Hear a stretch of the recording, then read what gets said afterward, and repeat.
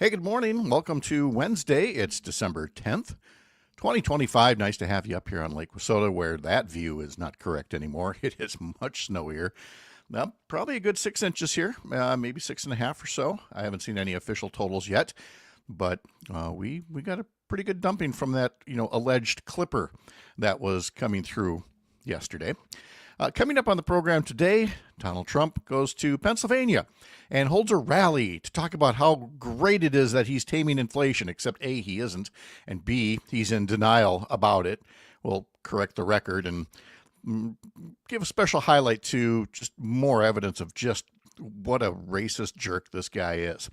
Also, State Representative Angelina Cruz will be along about making sure that special education is properly funded in Wisconsin, because right now it truly is not. We'll talk to Earl Ingram. We'll talk to Ellie Bordeaux, who puts together our daily newsletter at Up North News, and talk about the new license plates, the new old license plates that are coming back to Wisconsin. All that starting at 6:06. First, a little news from Civic Media. We'll see you soon. For 92.7 WMDX News, I'm Savannah Tomei Olson. In just a few days, Wisconsin's version of C-SPAN will shut down unless donors save it.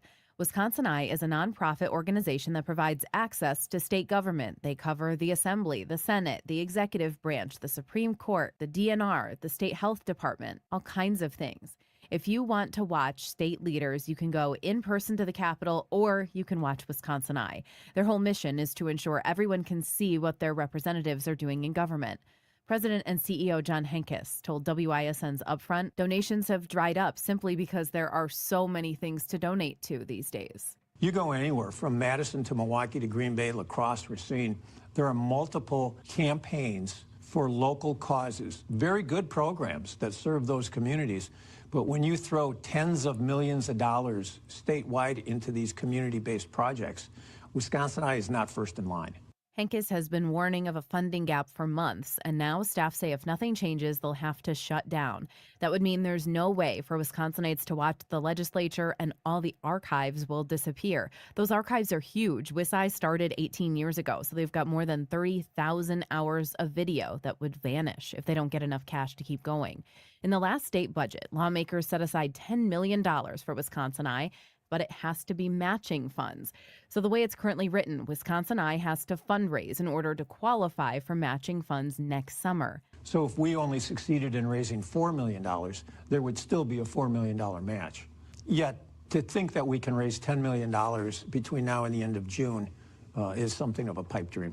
They say it'll cost almost $900,000 to keep the service going for 1 year. If they don't get that money, they'll shut down on Monday. I'm Savannah Tomei Olson, 92.7 WMDX News. Badgers basketball tonight. Hi, I'm Mike Clemens with sports. Men's college hoops. The Wisconsin Badgers in Lincoln to take on Nebraska. Head coach Greg Gard on dealing with the Cornhuskers forward Rink Mask, 6'10", 24 years old, out of the Netherlands. He's a consummate worker, gristled vet. It's fun to watch him play, watch Nebraska's offense kind of come together and how all the pieces fit together. But it's not real fun having to game plan against him or play against him. NBA, the Bucks getting ready to host the Boston Celtics tomorrow night. Doc Rivers on who was able to practice. Everybody other than Giannis and AJ Green. NFL, the Packers installing a game plan for their trip to Denver to face the Broncos. At the baseball meetings in Florida, a lot of teams interested in trading for Brewers ace Freddie Peralta. Brewers manager Pat Murphy. I watched some of these contracts out there, and he's due to be a wealthy man, have a lot of acreage if he wants it, maybe beachfront acreage, multiple islands. That's Pat Murphy with Sports. I'm Mike Clemens. Local news, real voices, and conversations that count. That's Madison. And that's 92.7 WMDX. Mostly cloudy, a few off and on flurries today with temperatures steady in the mid-20s and then falling later this afternoon. Tonight, mostly cloudy. We're going to drop down to around 2 above tomorrow. Partly cloudy early, a little light snow later in the day with a high of 21. I'm meteorologist Sean Cable.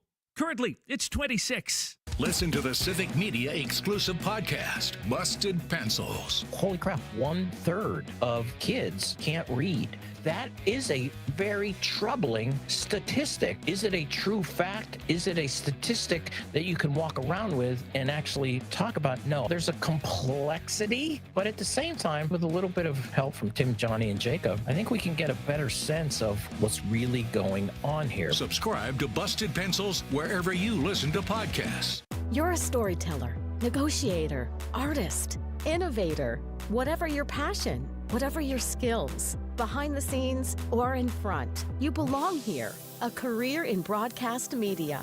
Local radio and TV stations in every town and city need someone like you. So do what you love and bring your talent to life. Your passion, 30 seconds left in a break. Good morning.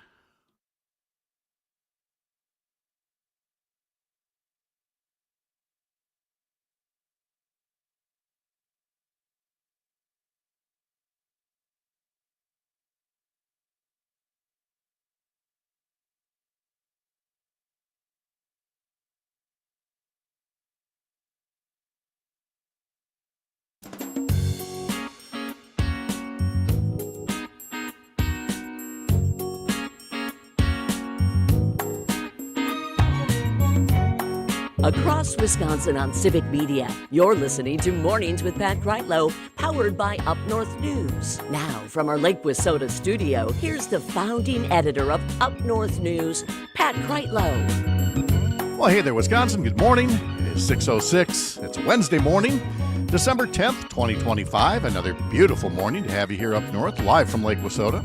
From wherever you're spending your mornings listening across the Civic Media Radio Network or getting here through so many other routes, we appreciate however you found your way right here in the middle of the week. I got a question for you. Would you want the old yellow Wisconsin license plates to make a comeback? Because they are. There's also going to be a new blackout design. And our question of the day is, what's your next Wisconsin license plate going to be? Are you going to go back to the retro yellow? Are you going to embrace the blackout design that's there? Do you like things as they are, and you're not going to be one of those people who right away wants to change their license plate? 855-75-CIVIC, 855-752-4842. There's a lot of romance for the old yellow and black Wisconsin license plates. They were very distinctive. I'm going to say it. They were very ugly. There are a lot of people who think they love it. This was ours. It was our identity. It was the color of cheese or butter or whatever.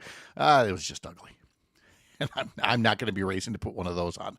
And the blackout ones, I think it's hilarious that this is some kind of new design. You go back and look at images of license plates through history, including in Wisconsin, and black license plates with white numbers. There ain't nothing new about that. However, people think that nowadays a black license plate looks real sleek and blends in with their vehicles just fine. I have no problem with what's there right now, but, different people have different likes. I see the people with all the different specialty license plates out there. And that's a whole different question. Do you have a particular specialty license plate? And if so, why? What motivated you to do that? There's the one for the Milwaukee Brewers. There's the one for Road America, which inspired the blackout design. Putting a lot of thought into license plates. But, it's your car. You got to drive around with this thing on it. So we'd like to see if you're happy with what you've got now, or if you like one of these new designs. You can reach us anytime throughout the day, throughout the show at least, at 855-752-4842. You can also leave us a voice note through the Civic Media app. You can send a text message as well. Send us a text message about an hour from now. We're going to give you another keyword in the grown-up gift list text to win contest, where you could win a $200 daily prize or one of several grand prizes that are available at the end of this week, at the end of this contest. Head to the Civic Media website to learn a lot more. Coming up on the program today, State Representative Angelina Cruz from Racine will be along. The new state budget had a promise, or maybe a goal, a guideline, whatever you want to call it, of increasing the amount of state reimbursement to school districts for special education costs, because special education is essential, but it's also expensive. And the state, for the longest time, said we will help local school districts offset that cost. We'll pay a certain percentage of it. And that percentage has shrunk and shrunk and shrunk over time. And now there's a move to get it back up, especially given that voucher schools still get 90% reimbursement. And there was talk about this new state budget getting the public school reimbursement rate back up to about 42%, but the new numbers came out, and you see it's not a number that is set in stone. There's a lot of factors that go into what it is, and it wasn't 42% this year. It was more like 35%. And so Representative Angelina Cruz and others are putting forward a bill that would guarantee a certain level of state reimbursement to school districts on special ed. And that only helps the local taxpayers, because if the local school board doesn't have to levy for that extra expense of special education, then they don't have to raise property taxes quite as much. So Representative Cruz will be along as well. She's from Racine, which is the warm spot right now at 36 degrees. The cold spot is in Solon Springs up north. It's 14 there. A lot of 25s out there. 25 here in the Chippewa Valley and La Crosse and Oshkosh and Hayward. It's 21 in Wausau. It's 28 in Richland Center as we bring in Parker Olson, who produces this fine quality radio program. Mr. Olson, good morning. How are you? Doing good, Pat. How are you doing this morning? I'm better now that I see the note that we are on the backside of this 12-day window where we see the earliest sunset of the year from December, 3rd to 15th, something like that. The sun sets at 4:24, and that's that's just depressing. But we're on the downward slope. Starting Monday, the sun will start setting a little later, minute by minute. You don't notice it right away, but 4:25 is better than 4:24. I can't wait till it's 8:25 again, but that's still a little ways off. It is strange how, for lack of a better term, depressing it is when the sun is down so early. There's no better term. No. I love scrolling through social media and watching, just how funny people can be. And somebody had a kind of a meme thing up yesterday. Summertime, 4:30 p.m. Oh, there's still plenty of time to go grocery shopping. I'm going to go run some errands. Wintertime, 4:30 p.m. Pajamas on. When can we go to bed? Yep. It's the same time on the clock, but that sun makes a lot of difference. It really does. I miss seeing the sun in the morning because when I first started in May, I could see a little bit of that sunrise when I was getting into work. And now I don't know if the sun comes up ever. Right. I know. Sherry's the same way. She has a 45-minute drive from Chippewa Falls up to Rice Lake every day. And, there are those windows on either side of the calendar where you either get the sunrise and or the sunset on the drive. And because it's a north-south drive, it's never in her eyes. And so it's always pleasant at those times of year. Sure. But then there's that window when you realize you're making the drive both ways in darkness, and that's no bueno, as they like to say. But we are getting there. December 21st, the shortest day of the year, is not that terribly far away, and then things are going to get better. What was your impression hearing about the new license plates? Again, I know you're too young to be around for the heyday of the yellow and black ones, but I know you've seen the Road America ones, the blackout license plates that kind of have that weird shape on the side, which is actually the racetrack at Road America. It is a very sleek, attractive looking license plate. And now the blackout design statewide will look a lot like that one. Do you have a preference? I gotta be honest. I think the yellow one and the black one look awful.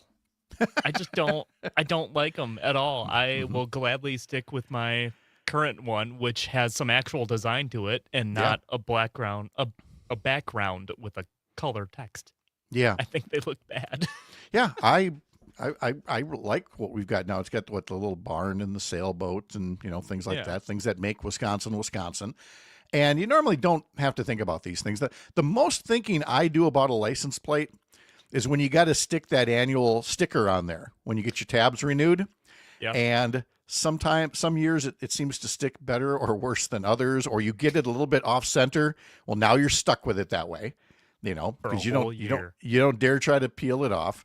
and it gets all crusty and everything. Then you forget that, you forgot to bring a rag, and so you got to lick your thumb and wipe all the schmutz off of the, this year's tab. And of course, my tabs come due in December, so it's never a fun chore. But that's the only time I ever think about the license plate.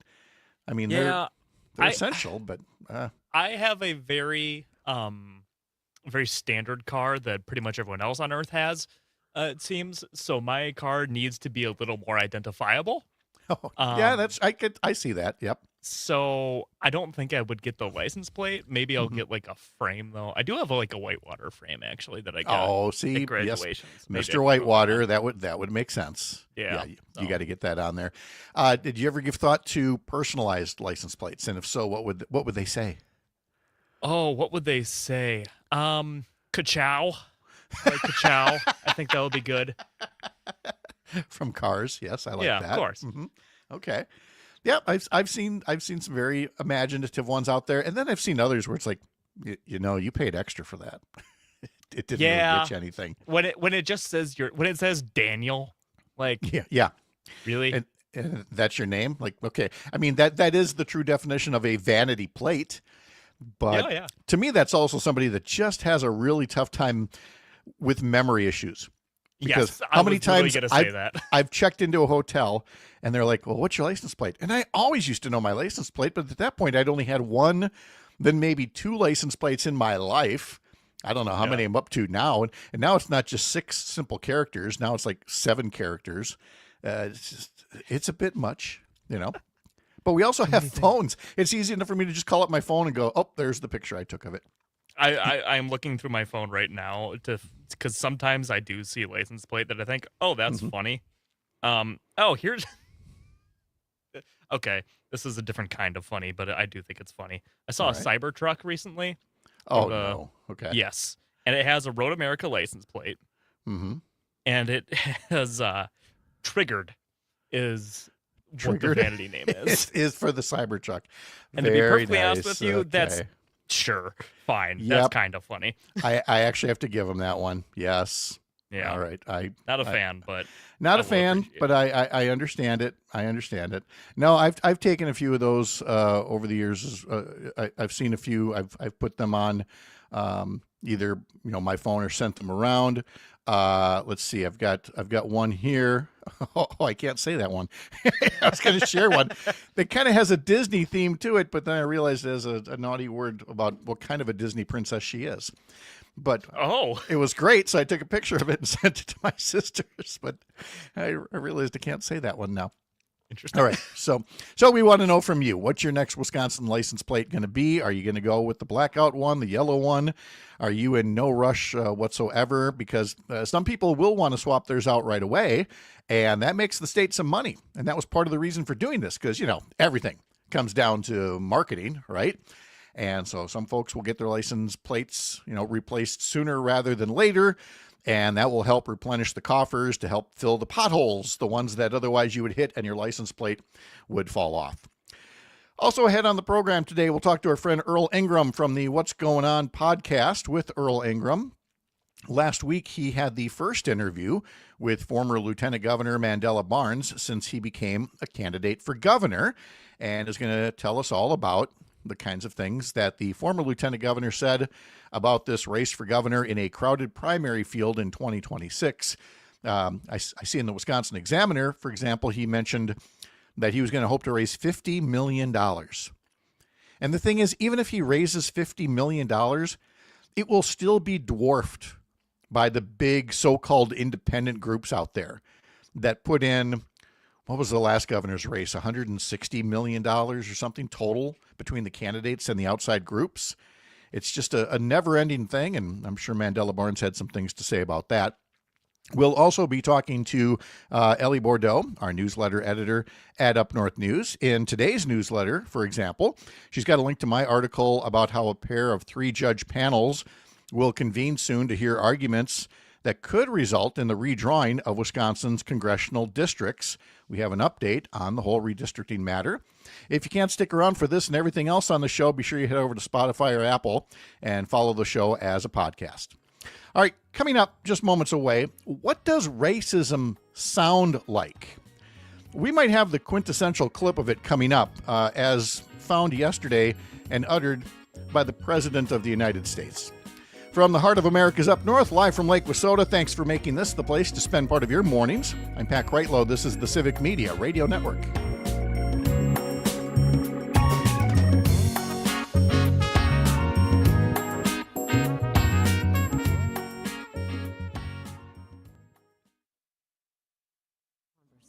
WMDX.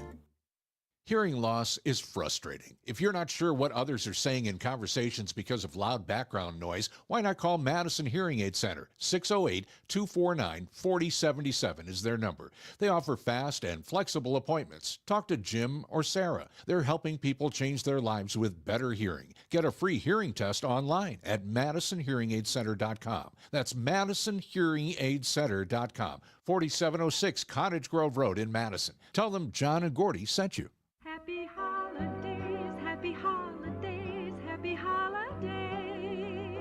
Oh, hello, everyone. Judy Summers from Summers Tree Farm, located on Rocky Dell Road, 3 miles west of Middleton, exit 250 Airport Road. The farm opens the day after Thanksgiving, 8 to 5 daily. We close at noon Christmas Eve. Visit our website at summerschristmastreefarm.com. We look forward to seeing you. Happy holidays from the Summers family. Hey, honey, how was your day? Yours?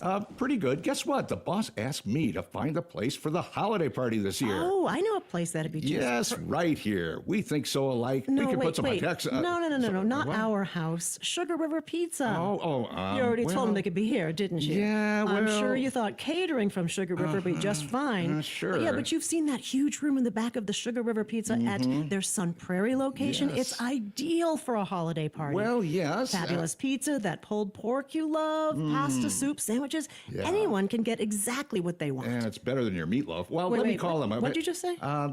You said you like my meatloaf. I do. No, Sugar River Pizza in Sun Prairie. That is a great idea. You're brilliant. Thanks, hon. Plan your next office or holiday party with Sugar River Pizza in Sun Prairie. Get to sugarriverpizza.com/catering to book today. What exactly is wrong with my meatloaf? Pat, don't forget 30 seconds. Hey, you go clean your room.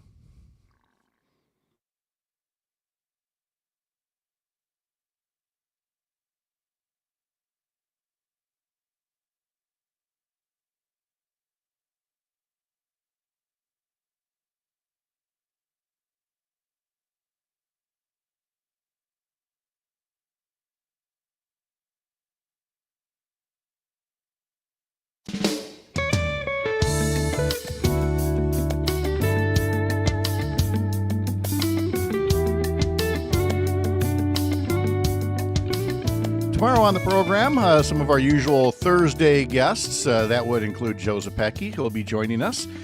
On Friday, we will have the aforementioned Mandela Barnes, former lieutenant governor and candidate for governor, stopping in on Friday morning. And maybe another candidate for governor tomorrow on Thursday. I'm not in a position to say just anything more about that yet. We're still working on that potential development, a guest that we would book here. Our question of the day is about license plates and yesterday's announcement, the unveiling of 2 new designs, retro yellow and so-called blackout. Roger up in Stevens Point says, I'd rather keep the design we have now. The yellow retros would want to make me go find the 78 Chevy Impala station wagon that my parents had. Yeah, that was on the 73 Plymouth Fury that I had my first car, green. Well, green, what you could see through the rust. The rest of it was green, and had that old design on there. And so 855-75 Civic, if you'd like to weigh in or put something in the comment section like Roger did there just now. What does a racist sound like? It's someone who judges an entire people by the color of their skin and the differences in their culture compared to their own. Someone who prefers people of his own skin color and ethnicity, even though there are people of his skin color and ethnicity who are terrible people. But he gets comfort from his own kind and treats people of different nationalities as others who are less human, who are garbage. That's the kind of crap you hear from this clip from the President of the United States. He was speaking in Pennsylvania last night at a rally that was supposed to be about affordability. The president's been getting hit hard because prices haven't come down. Inflation is still around, and now it's because of his own decisions when it comes to tariffs and other ways of reducing consumer choice and raising prices. And so even though the rally was supposed to be about affordability, he mocked the term and then went off script a lot. We'll correct some of the record in a bit, though. First, we want to share this. This is what naked racism sounds like, in case anyone is still giving this guy the benefit of the doubt. We had a meeting, and I say, why is it we only take people from shithole countries, right? Why can't we have some people from Norway, Sweden, just a few? Let us have a few. From Denmark, do you mind sending us a few people? Send us some nice people, do you mind? But we always take people from Somalia, places that are a disaster, right? Filthy, dirty, disgusting, ridden with crime. The only thing they're good at is going after ships. That was the President of the United States. I don't know what was more disturbing, the laughter that you heard in the crowd when he again used the word S-hole for countries, the chanting of send her back that they later broke into when talking about a member of Congress from the state of Minnesota. Maybe what troubled me most, though, was hearing a small child in the background. I don't know what that child was saying, if they were laughing, talking, whatever, but the fact that they were exposed to that level of hatred and ignorance was just downright depressing, to be honest.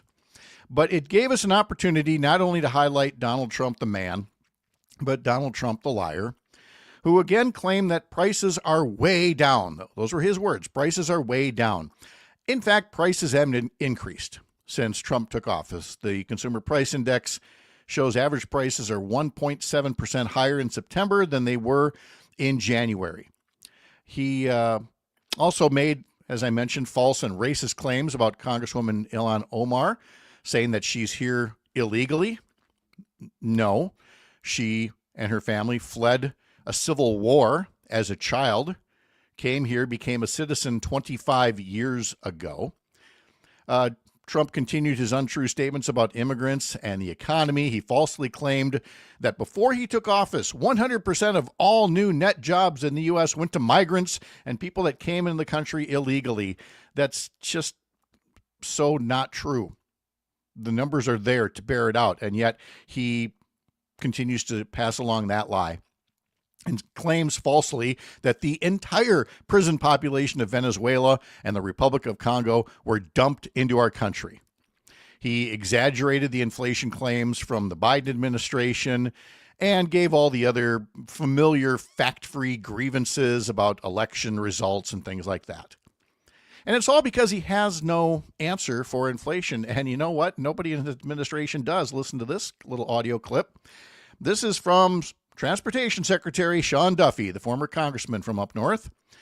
And he was asked, he listens to a question in this clip and then repeats it back. It's about prices when you're flying and how out of hand things have gotten, even just getting food at the airport. Here's Sean Duffy.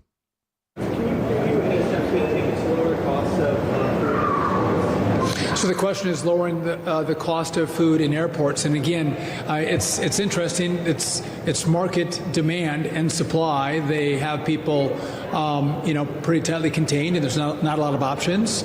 And so I don't have a plan to reduce costs. What I am trying to do is provide healthier options for people. And again, who doesn't love a greasy burger at the airport? I know I do. Okay, so he loves a greasy burger at the airport. And can't do anything about the price of it. It's just interesting that when the Republicans are in charge and prices are high, what did he say there? It's the markets, the invisible hand of the markets. And he said, I don't have a plan to reduce costs. Remember, Sean Duffy was standing directly behind Donald Trump at the White House a week or so ago when Trump first called affordability a hoax. There's Trump and there's Sean Duffy standing right behind him. And he continues to prove that he does not have any answers moving forward. But, who doesn't want a big greasy burger that you got to pay $15 for because that's all he can offer you? Coming up next in today's history lesson, we've got Otis Redding, we've got Marvin Gaye, we've got the Beach Boys, and an electric theremin. But first, the Midwest Farm Report. I'm Pat Kreitlow from Up North News. Follow us at upnorthnewswi.com. This is the Civic Media Radio Network.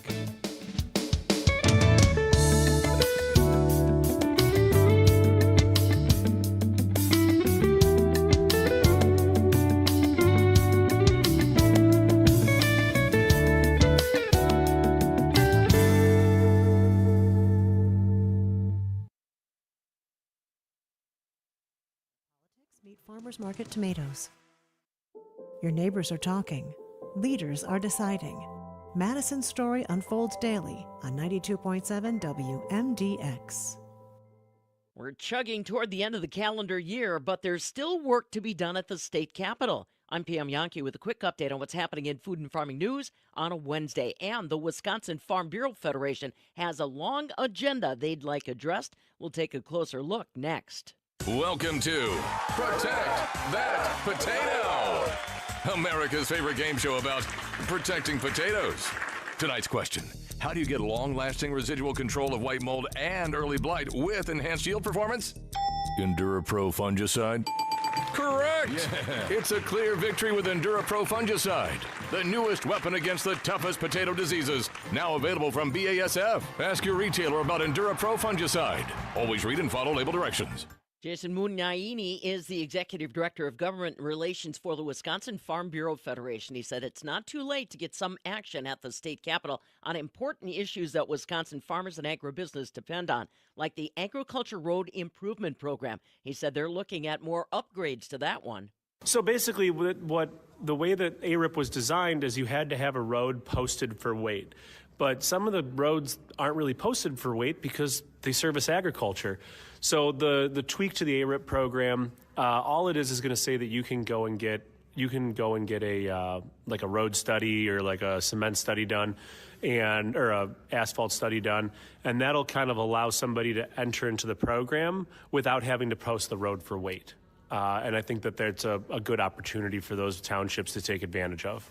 Jason Munyaini, Executive Director of Government Relations for the Wisconsin Farm Bureau Federation. Now remember, the Agriculture Road Improvement Program's gone through a couple rounds of grants, $150 million at a time, but the demand for those grants by far exceeds money available.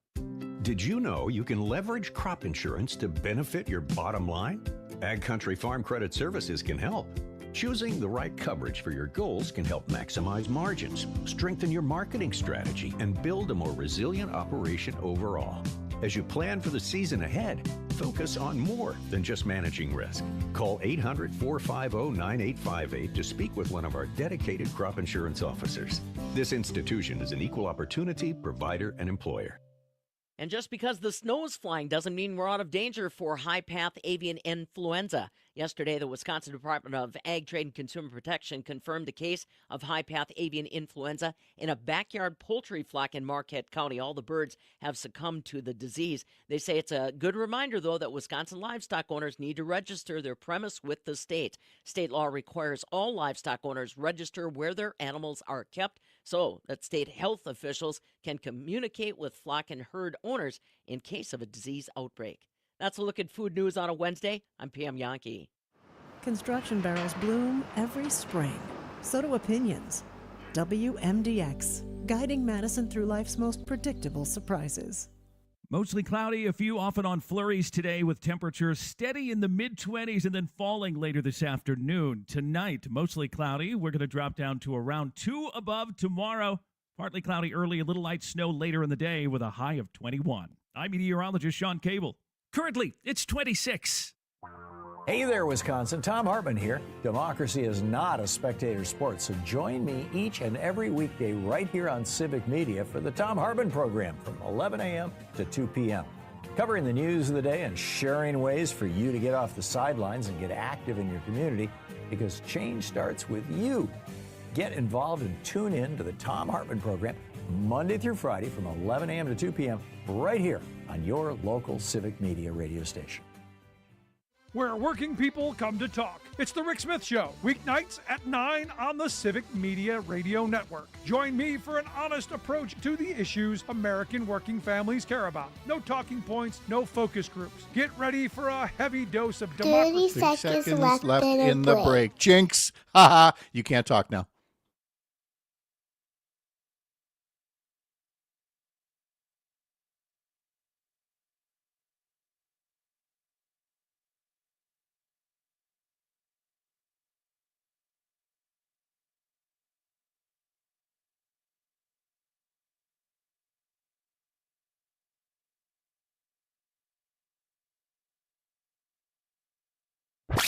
It's time once again for today's history lesson on Mornings with Pat Kreitlow. To all who come to this happy place, welcome. Ladies and gentlemen, the Beatles. It's one small step for man. Well, I'm not a crook. Do you believe in miracles? Yes! You know, this depression is going to be so great. We'll be the ones eating the cats and the dogs. That's going to be fun. Once again, it is time to take another revealing peek back into history. I'm picking up good vibrations. She's giving me the excitations. I'm picking up good vibrations. She's giving me. Welcome back, and it's time for today's history lesson. We will start with the Beach Boys and their theremin, which I am informed is not an actual theremin. It's an electro theremin. Electro. Turns out the theremin. Are there non-electro theremins? They're yes. The original theremin, a performer plays without touching any of the two antennae that sense the position and movement of the performer's hands. But there was a trombonist and an amateur inventor who wanted more control than just moving your hand through the air, and so they came up with an electronic version that has a little knob and a slider, and so it gives you the exact same sound but with more control. But apparently some people get worked up if you call it a theremin. It's an electro theremin. So I think it loses the charm if you're not using your hands. Oh yeah, that's totally. I mean, why should we ever hear this song anymore? It was the number one song on this day in 1966 by the Beach Boys. On this day in 1967, a sad note in history, and it took place right in Madison, Wisconsin, with the loss of Otis Redding.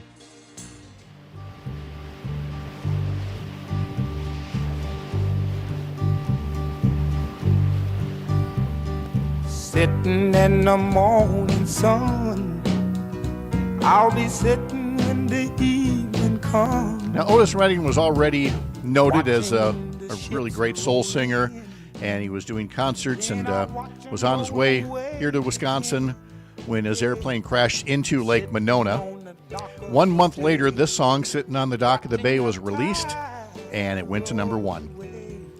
Also on this same day in 1967, the film Guess Who's Coming to Dinner premiered. It was a groundbreaking film for its lesson in racial tolerance and etiquette. It starred Katharine Hepburn, Sidney Poitier, and Spencer Tracy in his final role. He'd finished shooting his parts in May and passed away in June, and then the movie was released on December 10th, 1967. Let's move up just 1 year to 1968. The new number one song was by Marvin Gaye.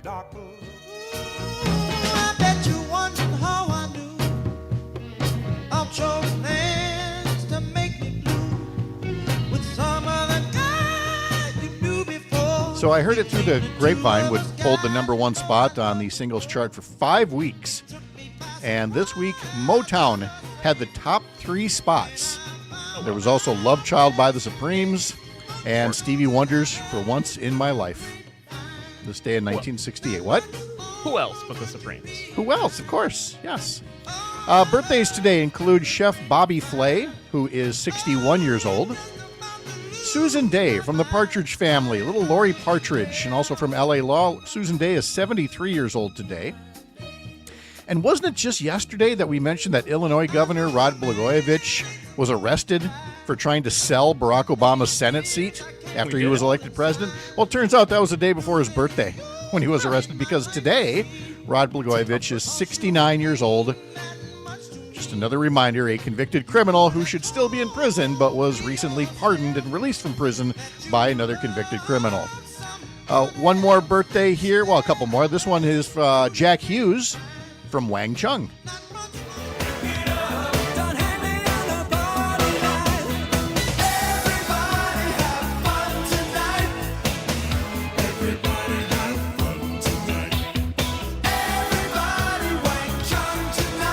Just to be clear, Parker, this was a big hit during my college years, but when they sang Everybody Wang Chung Tonight, I can tell you from experience 40-some years later, we still don't know what they were talking about.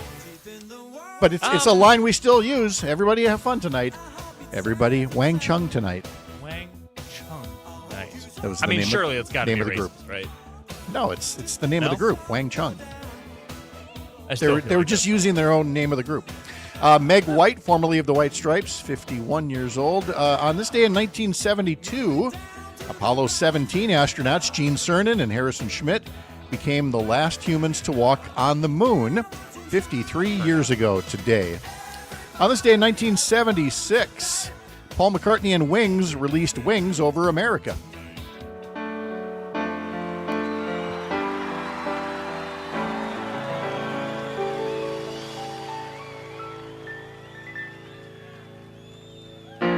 Maybe I'm amazed at the way you love me all the time.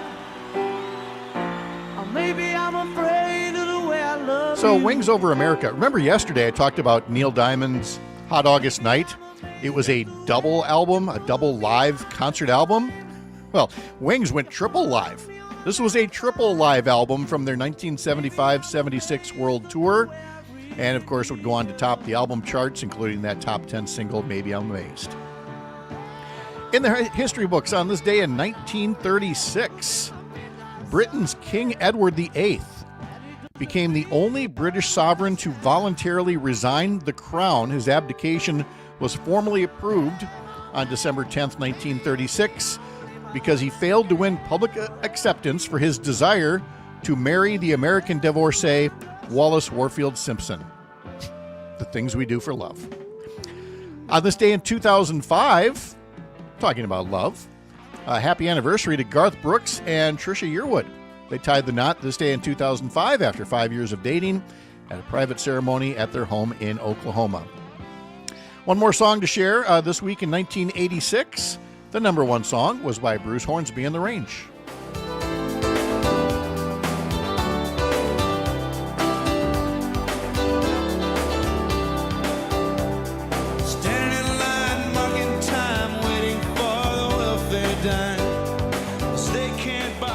What did Bruce Hornsby have? Like 3-4 hits on the charts? I wouldn't have minded if he had a few more, just to hear his piano playing. Love his piano. Yeah. It was really good. What's on the National Day calendar on this Wednesday morning? Today is National Human Rights Day, and also International Animal Rights Day. So it's Human Rights Day and Animal Rights Day. Yes. Well, I'm confused. So who doesn't have rights today? Is it just inanimate objects? We can boss them around as much as we want. I can tell you whose rights are being attacked. Could they be humans or animals? Probably both. Probably all the above. Yeah, it's really not a day that's universally celebrated, shall we say? Because, some people are jerks out there. Anyway, what else? It is also National Nobel Prize Day. Oh, okay. So on the same day that we celebrate the rights of humans and animals, we also celebrate the really smart ones who did some really good things. So, okay, I like that. We've got like the full range of God's creatures here. Animals, humans, the smart ones, and the ones who are mean to people. All right. What do we got for entertainment news today? On entertainment news today, I don't know if you saw this a little while ago, Pat. I almost talked about it, but decided not to. There was a guy in Singapore who charged at Ariana Grande. Yeah, I remember during seeing that. a Wicked event. During a red carpet appearance, yes. Yes. So he was arrested for that and was jailed for 9 days before getting deported. This guy has become known and has kind of got a black mark on himself now.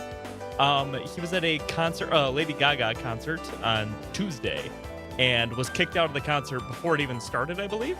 Oh. Because security knew who he was and was like, hey, you're a threat to the artist, so you don't get to be here.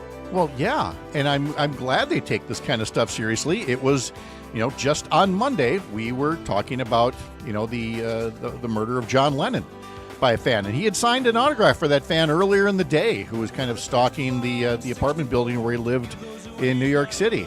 And we try to be, up to date on these things, but I think of tennis star Monica Seles, who was stabbed during a match. There was actress Rebecca Schaefer.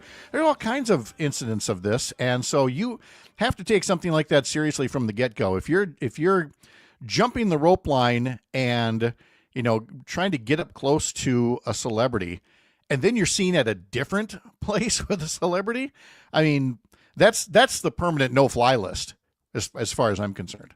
You would think, yeah.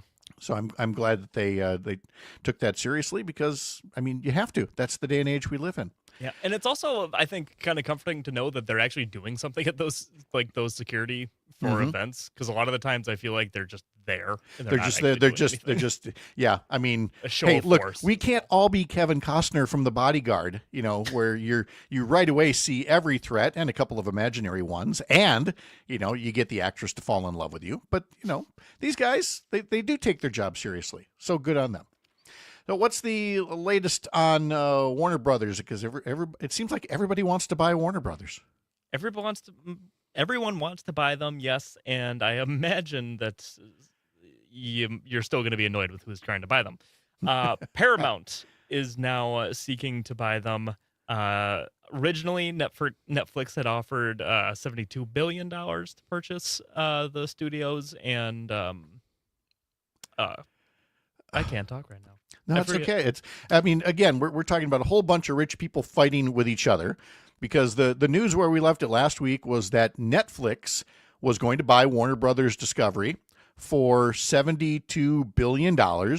And now Paramount is launching a hostile takeover bid, although I like what somebody said. How hostile can it be if you're offering $78 billion? That's, yeah. I mean, it's hostile to Netflix, but not if you're with Warner Brothers Discovery here. And so Paramount said the decision came after it made several earlier offers, and said that Warner Brothers never engaged meaningfully on this. The problem that I have with this, of course, is, as you can imagine, is this gets into areas that used to be absolute no-nos, because there's such a conflict of interest. Paramount says its offer contains more cash than Netflix's bid, $18 billion more in cash, and Paramount argued it's more likely to pass scrutiny from President Trump's administration, which, of course, the Donald has inserted himself previously into business negotiations.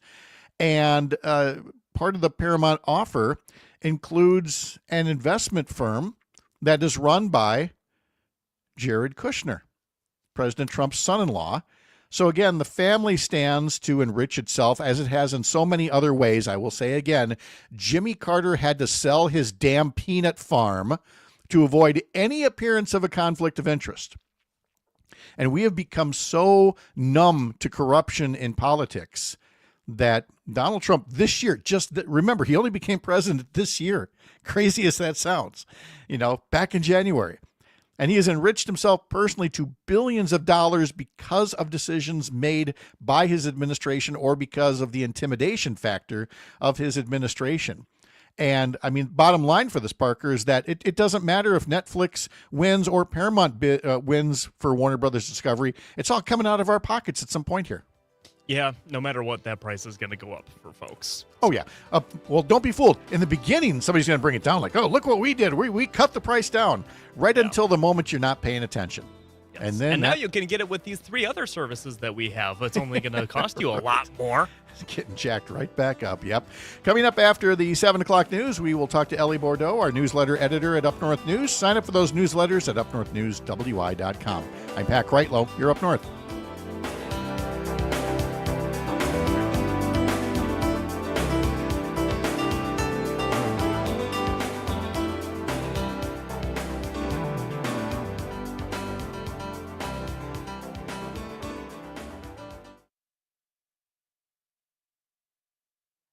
Home for real news and great conversation for Madison. Learn more at WMDXradio.com.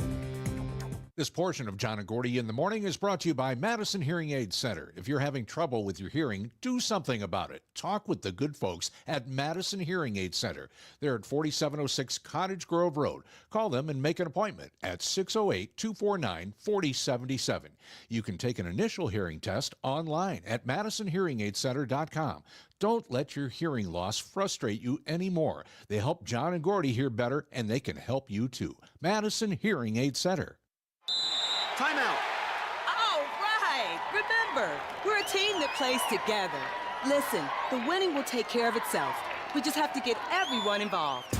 In interscholastic sports, we celebrate what makes every one of us unique. And in the pursuit of a common goal, everyone in the huddle, in the bleachers, and in the community comes together.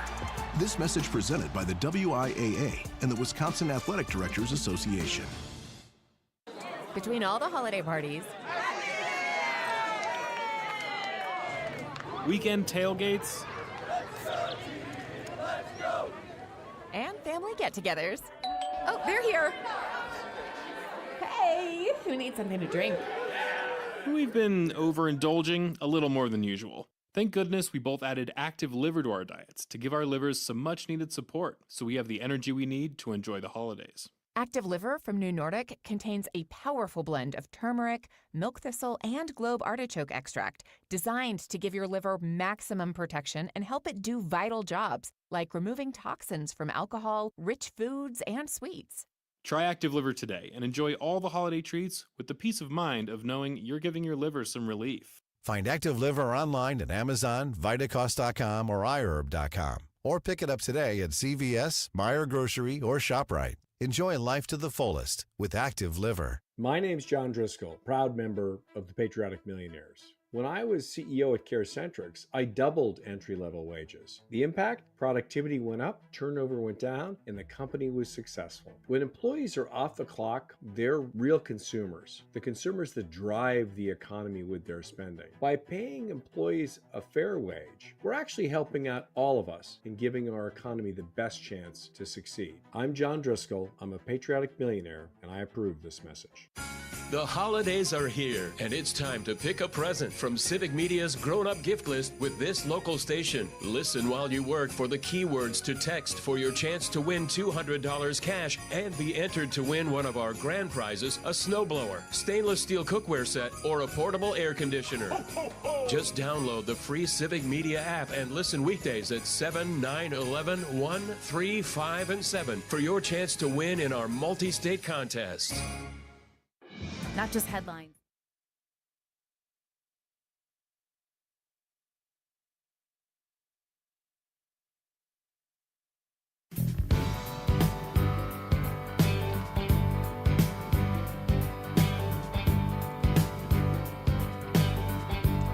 Welcome back. It's a Wednesday morning here on the Civic Media Radio Network, but also folks watching us on social media.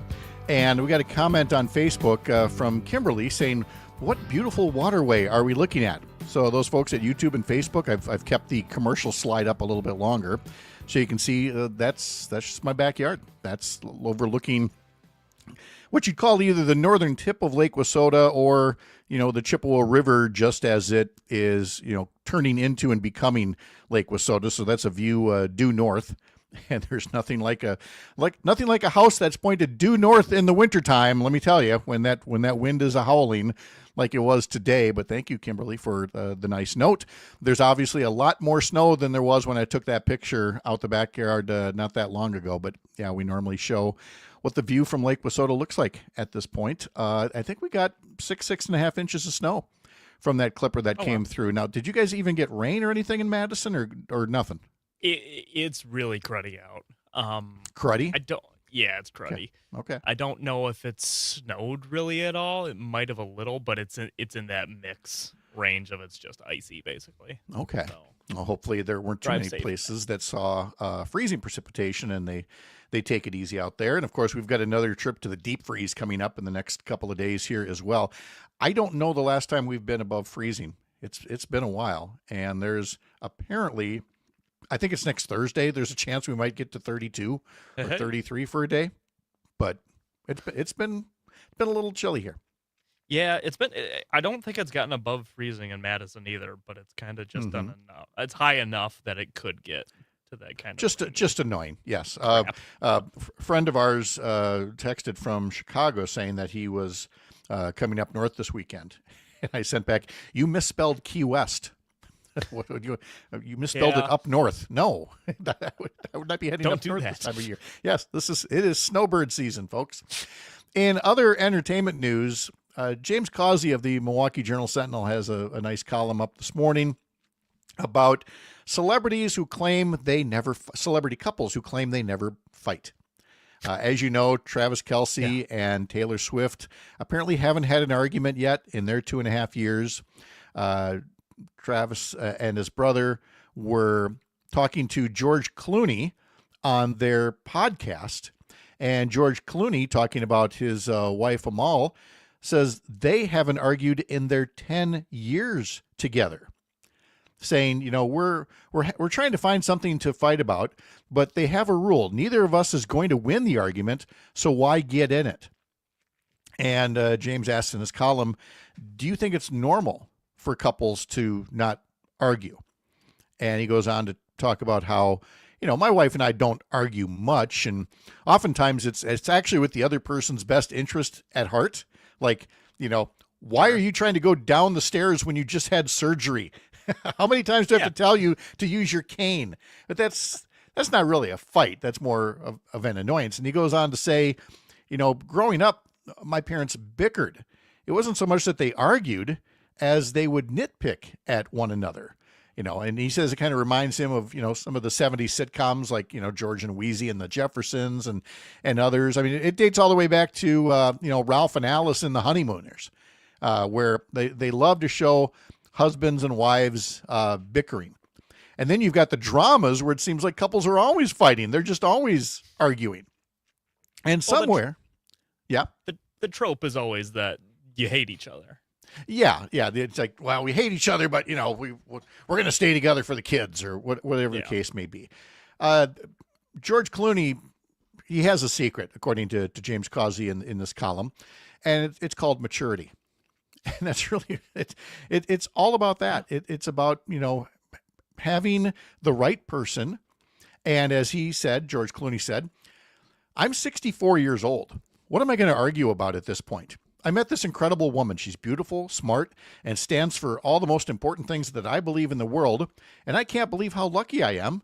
So what am I going to argue about? Now, this does bring to mind a quote that somebody left about Travis Kelce, saying that he and Taylor Swift have never fought either. And the quote went something like this. Nothing prevents fights more than a couple who's worth $1.67 billion and your girlfriend is bringing $1.66 billion of that into the relationship. Okay.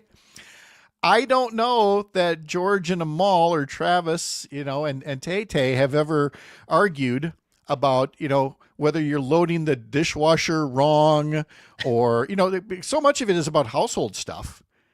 Yeah. Well, why are you doing this job? Well, because you haven't done it. Well, I was going to get around to it. Or, of course, the money issues that are out there, that people talk about. So I guess my question is, for these two particular couples, is it all about wealth or is it about a certain level of maturity? I mean, that is what people see in these folks to a degree. Well, three of them anyway. I mean, George and Amal and Taylor all seem very smart, mature people. What do you got against Travis? Travis, on the other hand, he and his brother Jason, when they're doing their podcast together, I don't know that maturity comes into play, although you do see how devoted he is to Taylor. And again, I don't think that is just a factor of money. I think that they have a real chemistry there and that they hit it off and they recognized it. I certainly did with Sherry. We were not planning to get married as young as we did.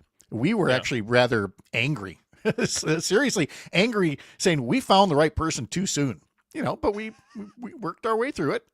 And here we are 40 years later.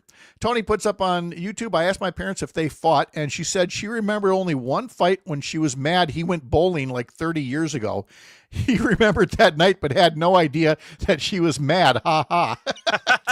Tony says, our fights revolve around being frustrated with the kids, but not being able to be mad at them. Oh, yeah. We've now said in hindsight, and we love our daughters, but I think the closest we ever came to a fight that might have split us up was when the kids were teenagers. And it turns out it was their fault. We were disagreeing with each other, but once you don't have teenagers under the roof anymore, wow, things change. Coming up in the 7 o'clock hour, we'll talk to State Representative Angelina Cruz about state support for special education all across Wisconsin. I'm Pat Kreitlow from Up North News. This is the Civic Media Radio Network. Darn kids. Darn kids.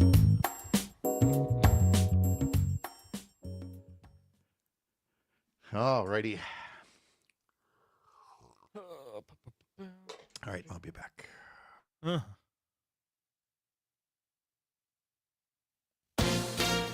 ABC News, I'm Sherry Preston. President Trump touting the economy at a speech in Pennsylvania, and later today, a key announcement that could affect the economy from the Fed. While Wall Street is booming, layoffs are on the rise. The Federal Reserve today is expected to cut interest rates for a third time this year, something Trump has long been demanding. He insists the economy is on the right track. ABC's Lana Moise, Defense Secretary Pete Hegseth telling lawmakers on Capitol Hill he is still considering whether to release the full video of the controversial strike on a suspected drug boat back in September. A wild ride on I-95 near Orlando. A small plane in trouble making an emergency landing on the highway and coming down right on top of a car. James Coffey watched it happen. So then all of a sudden the front wheel hit the car. Just came crashing down, sparks flying, debris everywhere, broken car parts. Driver of the car treated for minor injuries. Both the pilot and passenger on the plane are okay. This is ABC News. From the Capitol to your kitchen table, Madison's biggest stories live right here on 92.7 WMDX.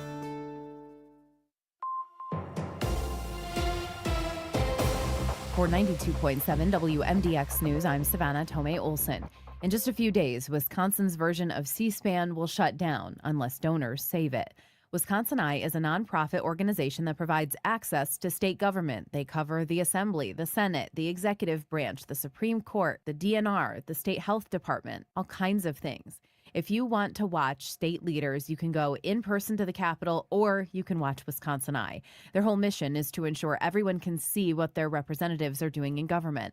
President and CEO John Henkes told WISN's Upfront donations have dried up simply because there are so many things to donate to these days. You go anywhere from Madison to Milwaukee to Green Bay, La Crosse, Racine. There are multiple campaigns for local causes, very good programs that serve those communities. But when you throw tens of millions of dollars statewide into these community-based projects, Wisconsin Eye is not first in line. Henkes has been warning of a funding gap for months, and now staff say if nothing changes, they'll have to shut down. That would mean there's no way for Wisconsinites to watch the legislature, and all the archives will disappear. Those archives are huge. WIS-I started 18 years ago, so they've got more than 30,000 hours of video that would vanish if they don't get enough cash to keep going. In the last state budget, lawmakers set aside $10 million for Wisconsin Eye, but it has to be matching funds. So the way it's currently written, Wisconsin Eye has to fundraise in order to qualify for matching funds next summer. So if we only succeeded in raising $4 million, there would still be a $4 million match. Yet, to think that we can raise $10 million between now and the end of June is something of a pipe dream. They say it'll cost almost $900,000 to keep the service going for 1 year. If they don't get that money, they'll shut down on Monday. I'm Savannah Tomei Olson, 92.7 WMDX News. Will Freddie be back? Hi, I'm Mike Clemens with sports, baseball. The winter meetings are wrapping up in Orlando for Major League Baseball, and there's been a lot of interest in teams inquiring about the Brewers' Freddie Peralta. He had 17 wins, the most in the National League. Manager Pat Murphy. Do I think he'll stay? I mean, you got to look at that whole situation. I hope that he does, because I love being part of his career. I've seen him every pitch in his big leagues he's made. It's personal to me that I love the man. I hope he's a Brewer. NFL, the Packers working out, getting getting ready for Sunday's matchup against the Broncos. Denver with a record of 11-2. College hoops, the Badgers in Nebraska tonight inside the Pinnacle Arena, and the number 23 ranked Cornhuskers fans. We've thrown in crowd noise and super loud music the last couple days just to try to shake it up a little bit, but you understand you block that out. You don't let that seep in. That's just, hey, everybody dressed in red is cheering for Wisconsin. That's Wisconsin's Greg Gard with Sports on Mike Clemens. Local news, real voices, and conversations that count. That's Madison. And that's 92.7 WMDX. Mostly cloudy, a few off and on flurries today with temperatures steady in the mid-20s and then falling later this afternoon. Tonight, mostly cloudy. We're going to drop down to around 2 above tomorrow. Partly cloudy early, a little light snow later in the day with a high of 21. I'm meteorologist Sean Cable. Currently, it's 26. Afternoons with John and Gordy. Matt is on the line Let's from see what Middleton. Matt has to say this time around. What do you got, man? I just have a feeling, though, that Santa's going to skip America this year. I mean, the North Pole is a union town, and I don't think they're going to make the trip for, what did Trump say, $1 to $2 a household. You know, that's not in the union contract up there. Forgot about that. And those elves are immigrants, so I think we're screwed. I think you're right. It's John and Gordy in the afternoons from 2 to 5 on the Civic Media Radio Network. Listen to the Civic Media exclusive podcast, Busted Pencils. We'll start with you, Johnny. What's your policy on students having their headphones in during a class? I'm going to say that I think Johnny feels very stoically about that right now. He has to think very, very, deeply. I mean, it's always going. It's always a constant battle. Yeah, 30 seconds. Still we're back.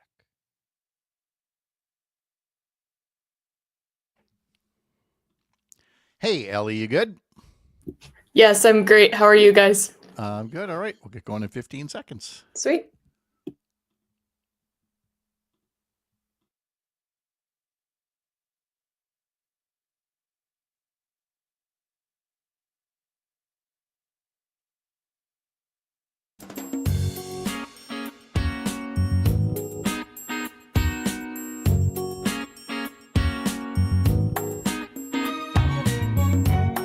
Across Wisconsin on Civic Media, you're listening to Mornings with Pat Kreitlow, powered by Up North News. Now, from our Lake Wissota studio, here's the founding editor of Up North News, Pat Kreitlow. Hey, good morning. Welcome back. Nice to have you here up north on a Wednesday morning. It is December 10th, 2025. Coming up, this week's homeroom segment, we'll be talking about special education funding and a bill being introduced that would guarantee a level of special education reimbursement to school districts so that they don't have to put so much on the property tax bills. That's coming up at the bottom of the hour. First, though, we want to pass along a keyword to you because it is time for our grown-up gift list text to win contest. It is a multi-station, multi-state game with a daily prize of $200. There are 3 grand prize winners. We'll choose from a brand new snowblower, portable air conditioner, stainless steel cookware set. You can learn all about the prizes by heading over to the website, civicmedia.us. That's civicmedia.us. Again, we give you opportunities throughout the course of the day, 7 a.m., 9 a.m., 11 a.m., and then 1, 3, 5, and 7 p.m. All opportunities for you to win, multiple entries per day, all with different keywords. One of them is pulled every day for the $200 daily prize. Everybody's in the running for one of the 3 grand prizes. And your keyword for this hour is light, L-I-G-H-T, light, L-I-G-H-T. You have until 8 o'clock this morning to text that in and be entered in the Civic Media Grown-Up Gift List Text to Win contest. I believe we have a weather report from Tigerton. Let's see, where did I see? There's Rob. Rob says, good morning from Tigerton. Cloudy and 23 degrees. Tigerton got 6 inches of snow. I have been out since 1 a.m. plowing. He says the last time Tigerton was above freezing was on November 29th. Yep, that sounds about right. And we got about, I'd say 6.5 inches of snow here in Chippewa Falls as well. Well, let's head down to talk to the Oracle of Economowalk. That would be Ellie Bordeaux, who puts together the daily newsletter for Up North News. You can sign up for it at upnorthnewswi.com. Ellie, good morning. How are you? I'm great. How are you guys? Well, good. It's good to see you here and find out what you've been working on. I already told folks in our last hour, today's edition includes a link to my story about the latest court fight over the gerrymandered congressional maps and what happens next in the effort, albeit on a short timetable, to try to make changes to the congressional district boundaries. So we've got that in today's episode, but there's been a lot that's been covered seasonal. I got to start with the photos. Ellie, these photos, I know I raved about them last week. I'm going to do it again. They're so great. No, as you should. The photos are so great. It's so fun to see every day. I mean, I get tons of responses from our readers showing us their Wisconsin view, and it's so great to see. And especially now that the holidays are coming up, people have their lights set up, their trees set up. So we're getting more photos of their holiday lights that they have outside the house. And that's one of my favorite things. I love to just drive around and see all the lights that people have set up. There are some like very extravagant houses. So some of our readers are definitely that way as well, which is great. And I love to see it. So it's super awesome. Well, one of those times when you're out driving around, I see you made it all the way up to Lambeau to watch a Packer game. Did, yes. Me, my cousin, my boyfriend, and some of my cousin's friends were at Lambeau on Sunday, and what a fantastic game that was. It was so fun. You picked a good one to go to, didn't you? All right. Yes, 100%. It was so fun. We had such a great time, and the drive back wasn't too bad. I mean, we got home around like 9:30, which was not bad at all. And it was a great game too. So we had a great time. It was so fun. So let me ask about the tickets. Was somebody in charge of getting them, or somebody in your group already has them? So we actually got very lucky. They were my uncle's tickets that he gave us. So I got super lucky that I'm super fortunate that I was able to go and got those tickets. And it was a fantastic game to go to. So when we were offered the tickets, we were kind of like, why would we not go? It's Packers Bears. You have to, it might be a Sunday, but why not? Well, that's so nice of your uncle. I'm trying to make the transition here into your giving guide, and what a great gift! What a great gift Packers tickets would be. But not everybody has access to that. So I'm sure you have some other ideas that you put in the giving guide. Yes. So our giving guide is our special edition newsletter that came out on Saturday, and we worked really hard on this. It's super exciting to see it all come together. And so we had a bunch of different things we featured in there. We started out with Faces of Service. So we talked about some of the ways our readers give back this season. And so we had a lot of great examples. Diane B said she builds homes. Ann D says she plays music for community members, for volunteers to play music for them, which is super great.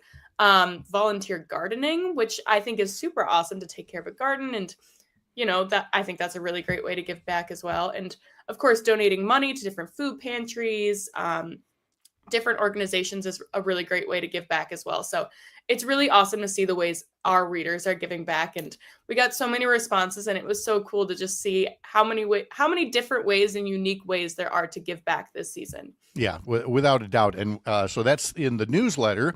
And then here on the radio show, we're doing our 12 days of community kindness, and we will continue that again in about a half hour at 7:45, when we will highlight another group around Wisconsin doing good things that would appreciate your support along the way. And then now that we're past Thanksgiving, we can get back to our Locals Love series. And boy, if there's one thing locals love about their hometown, if they have this, it's a good old-fashioned supper club. Yes, that is very true. And so last week we talked a little bit about some of our, even though Thanksgiving has come and gone, we talked a little bit about our readers' favorite Thanksgiving dishes. And we got green bean casserole, we got apple turkey stuffing, which I thought was really interesting, mashed potatoes, dressing, all those kinds of, your standard Thanksgiving things. But next week, we want to take a look at supper clubs, which, again, is a big thing in Wisconsin. We talked about cheese curds. We talked about ice cream shops. Now we're going to supper clubs. And I'm super excited to hear what our readers want. And I personally don't have a favorite supper club right now. So I'm excited to expand my horizons and learn more about the different supper clubs around the state and where I can go try, which is great. It got me thinking that, boy, it's been a long time now since we had Ron Faiola on, but he literally wrote the book on Wisconsin supper clubs, the Wisconsin Supper Club Story, that I'm holding up here, a great review of the history of supper clubs and how it was more or less a Broadway thing that then made its way to Wisconsin. And so that was book number 1. Book number 2 is called Wisconsin Supper Clubs Another Round, with a beautiful picture of an old-fashioned there looking out over a lake with some pine trees. And I believe he's up to 4 books now about supper clubs. So there's no shortage of ways to find out what supper clubs are around your part of the state, and to start getting out there, because I mean, they're not making many new supper clubs, and some of the old classics have, bit by bit been going out of business. So, I mean, I don't want to sound alarmist here, you youngins, but you got to get to some of these places before they're gone, because there's such a great dining experience. Absolutely. And again, like you said, there's no shortage of them. So it's really great to, I'm excited to learn more about the different supper clubs we have. And obviously there's more that I can check out, even that I get from my readers based on 4 books about them. I think that's super awesome. So yeah, and that's what we're looking to see, is that, this one isn't necessarily a competition, who's got the best supper club, but again, just give a shout out to one that you especially like, and that you think people should know about, and, give them their business and help them continue to thrive, because it is just a great experience. Parker, is there anything in the greater Whitewater Metroplex that reminds you of the supper club experience, or do you have to come all the way up to Madison to like the Tornado Room or something like that? I don't know. I've never really done supper clubs before. Okay. So I will be watching. We got to get the two of you up north a little bit more, because we yeah. we have more than our share, and they are wonderful. Tom and Jackson reminds us about Schaumburg's on Lake Emily on the text line. So thank you for that, Tom. Appreciate that. Just look for all the different ways that you can highlight these places, and people go, well, what's the difference between a supper club and a restaurant? And I guess the shorthand would be the experience. Just the experience of it, the different kinds of courses, the way the dinner is served, some of the food that's available. But again, the atmosphere as well. You're not going to find a supper club in something that looks like a 50s diner. It's got its own kind of woodsy feel to it. We've got Rita in La Crosse on the text line pointing out Diggers in La Crosse. I have not heard of Diggers. And I've got friends in La Crosse. I will be chiding them very soon and saying, where is this Diggers? We got to go. So look, folks are already jumping on the text line here to do that, as well as sending in the keyword for the text to win contest. Again, that keyword is light, L-I-G-H-T. But we love getting your ideas that way or through the comment sections. But best of all would be to subscribe to the newsletter. Again, sign up at upnorthnewswi.com, and from there you can get a look at the questions that Ellie is asking in part of the Locals Love section of the newsletter, not to mention some of the news that we do around the area as well. Right, yeah. You're working on things for the rest of the week, I'm sure, already. Yes, we definitely are. We're going to have some of our giving guide stories up on the site. We've already got one about winter wellness tips going on, which is great with all the snow we got, being safe in your vehicle, being safe in your home, checking all those things. And then we've also got a conservation story that'll be coming up soon about different ways you can give back to conservation efforts around the state, which again is a great way to give back throughout the season. So it's really awesome. Well, especially given that the Knowles Nelson Stewardship Fund is likely to not be funded because of a disagreement in the legislature. And so there will be groups that deal with land conservation that will be looking for other ways to get support if there is less support coming from the state. So it's great that we're passing along, some of the people that are trying to make sure that this gap is filled, even if, politicians don't seem to be interested in it. But there's most certainly no shortage of people that are interested in environmental protection and land conservation in our state. Right. Yeah, absolutely. And going back to our Locals Love section too, that's another, like you were saying with these supper clubs that some are going out of business, those kinds of things. That's another great way to just highlight the places that are doing a great job and get more people to come try them, those kinds of things. So even that is just something small, but it's a great way to get involved and give back a little bit. That's right. And again, you can read all this in our newsletter. Sign up for it at upnorthnewswi.com. Click subscribe in the banner on top of the homepage. Ellie Bordeaux puts together our weekday edition. Ellie, thank you so much. Have a great start to the day. We'll talk to you later. Sounds good. Thank you. All right, good to see you. And of course, Ellie puts that together. And then on the weekends, I've got a Sunday morning newsletter with more of a focus on politics that I send out. You can sign up on our website for that as well. Let's see, Jacqueline in Mosinee talks about the Pinewood Supper Club on Half Moon Lake in Mosinee. Got to add that to my list here. Let's see, I mentioned that Tom mentioned Schaumburg's on Lake Emily. He then followed up with a text that said it's on Highway A, which is north of Highway 33 by about 5 miles. And that's the nice thing about some of these places. I mean, I'm not going to say middle of nowhere, but it's a bit of a trek to find some of these. And you go, how is something this good way out here in this remote part of, my county? And it's almost like they're trying to keep it a secret, but don't keep it a secret. By all means, share what you support, share what you love in your local area. And we'd love to pass it along as well here on the radio show and through our newsletter to boot. Coming up, we have our homeroom segment in 15 minutes where we will be talking about special education funding. We've got Earl Ingram coming up in our next hour. And we've got former Lieutenant Governor Mandela Barnes coming on Friday to talk about his run for Wisconsin governor in 2026. From the heart of America's up north, live from Lake Wissota, thanks for making this the place to spend part of your mornings. I'm Pat Kreitlow from Up North News, and this is the Civic Media Radio Network.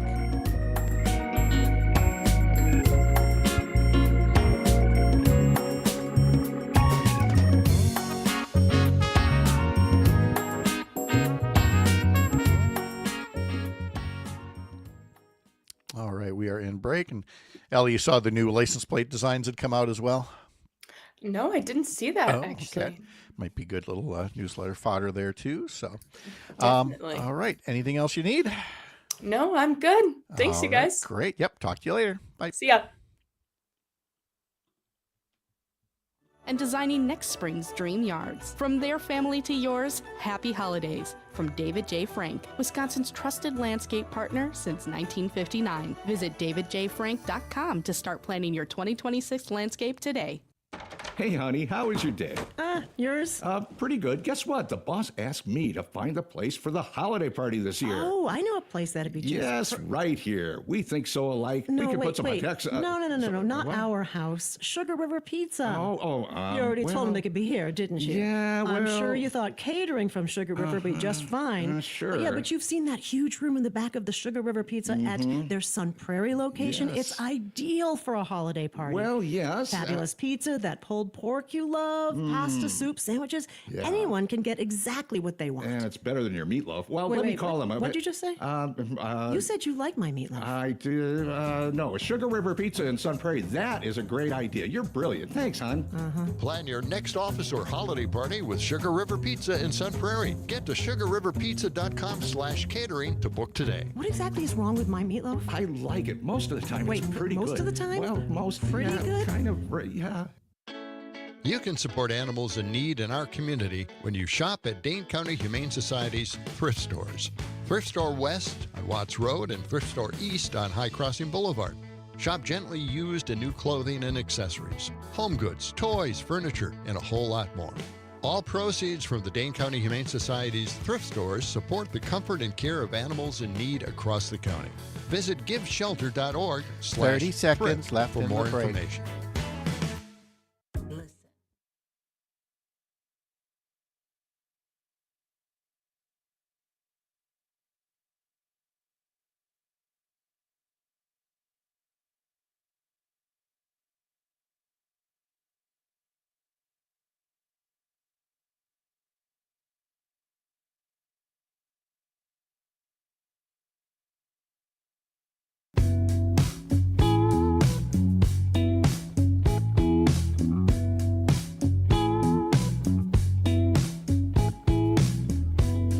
We've got some college hoops on the radio tonight. The Wisconsin Badger men's basketball team will be at Nebraska.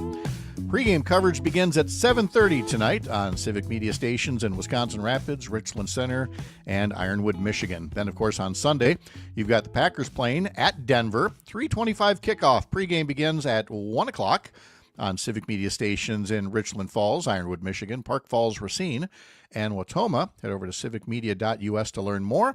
Also head to civicmedia.us to learn more about the Grown Up Gift List Text to Win contest. But in the meantime, get on that Civic Media app and text us the word LIGHT, L-I-G-H-T. Again, LIGHT is this hour's keyword. You have until 8 o'clock to send it in, and then there will be another chance coming up in the 9 o'clock hour with Jane Matanair and Greg Bach. Matanair on Air, final 3 episodes starting today. Our question of the day is about the new license plate designs that were unveiled yesterday. I ask, what's your next Wisconsin license plate going to be? Are you going back to the retro yellow design that they're bringing back here? There's also going to be a new blackout design, just a black plate with white letters. Or are you just going to keep what you got and you're not in any rush to switch out your license plate? 855-75-CIVIC, 855-752-4842. We've also been asking about funny and personalized license plates that you might have seen as well. Let's see. I wanted to pick up on a comment we got through Facebook about tariffs. And it's from Oz here, who puts up on Facebook, "Good morning. Brought my phone to the barn today. You said something yesterday that I think needs some clarity. You said Trump is saying that his $12 billion farmer bailout is coming from tariffs, which are paid for entirely by U.S. consumers. This is false. Farmers actually have large gross incomes. What they also have are very large input costs, of which many have been subject to increases due to tariffs." And he goes on to say that this number is very significant and that Hans Breitenmoser would be able to set me straight on this. Let's see. He says, farmers produce products that are sold wholesale and therefore are in a unique position where they cannot pass these tariff costs on to the consumers of their products. Enjoy your show. Thank you. Oz, that is an excellent comment, and one that I should have been more detailed when I spoke yesterday. The tariffs are entirely paid off by Americans, but I should have said, yes, American consumers, American farmers, they are not paid by foreign governments. And so when Donald Trump continues to say that, he knows it's not true. He knows it's not true, which is what makes it a lie, just so I can connect those dots for some people, because he knows it's not true. It is a tax on farmers, on consumers, on businesses. And so, yes, there is more money coming into the Treasury, but it's through raising your taxes, essentially, through these tariffs. And now some of that money is going to go to farmers in the form of a bailout. Farmers don't want a bailout. Farmers want markets. They're going through all this work for a reason. You don't get up as early as you do and work as hard as you do just for, the fruits of your labor to be rotting in an elevator someplace, and you get a check for that. It's not a sustainable business model. And that is what farmers are facing, along with, of course, their own higher costs at the grocery store and elsewhere, and now higher health insurance costs because of what Donald Trump and Republicans have done to prices under the Affordable Care Act.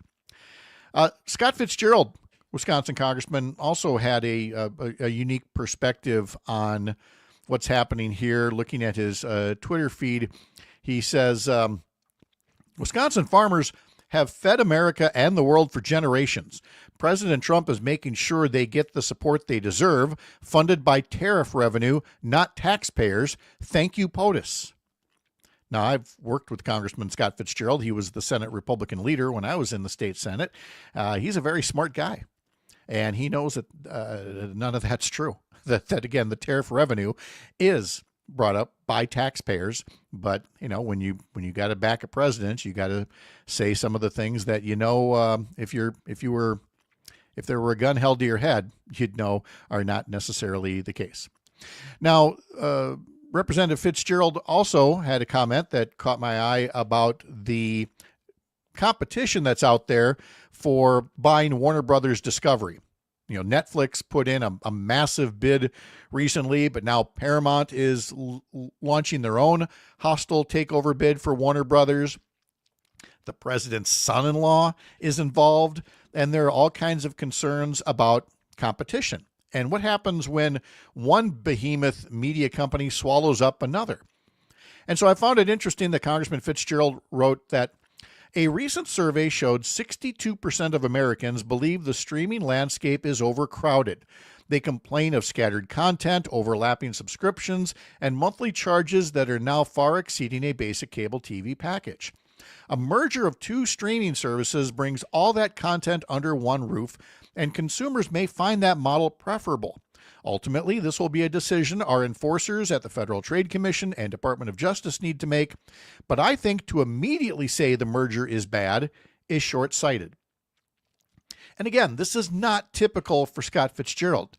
Classic Republican, and certainly understands that less competition is less good for the consumer. And this is just a little too cozy to suddenly sound pro-monopoly and not be looking out for the best interests of the consumer. Because, yeah, there's this fight over Netflix between Warner Brothers and Paramount, but ultimately the larger issue is this media consolidation. And when there are fewer competitors and there are fewer reasons to provide good prices and good customer service, we all suffer.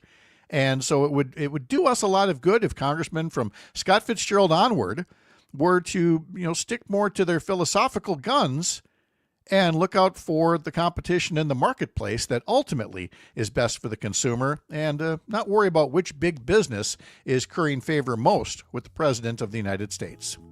We'll talk to Representative Angelina Cruz in today's Homeroom segment coming up next. I'm Pat Kreitlow. This is the Civic Media Radio Network.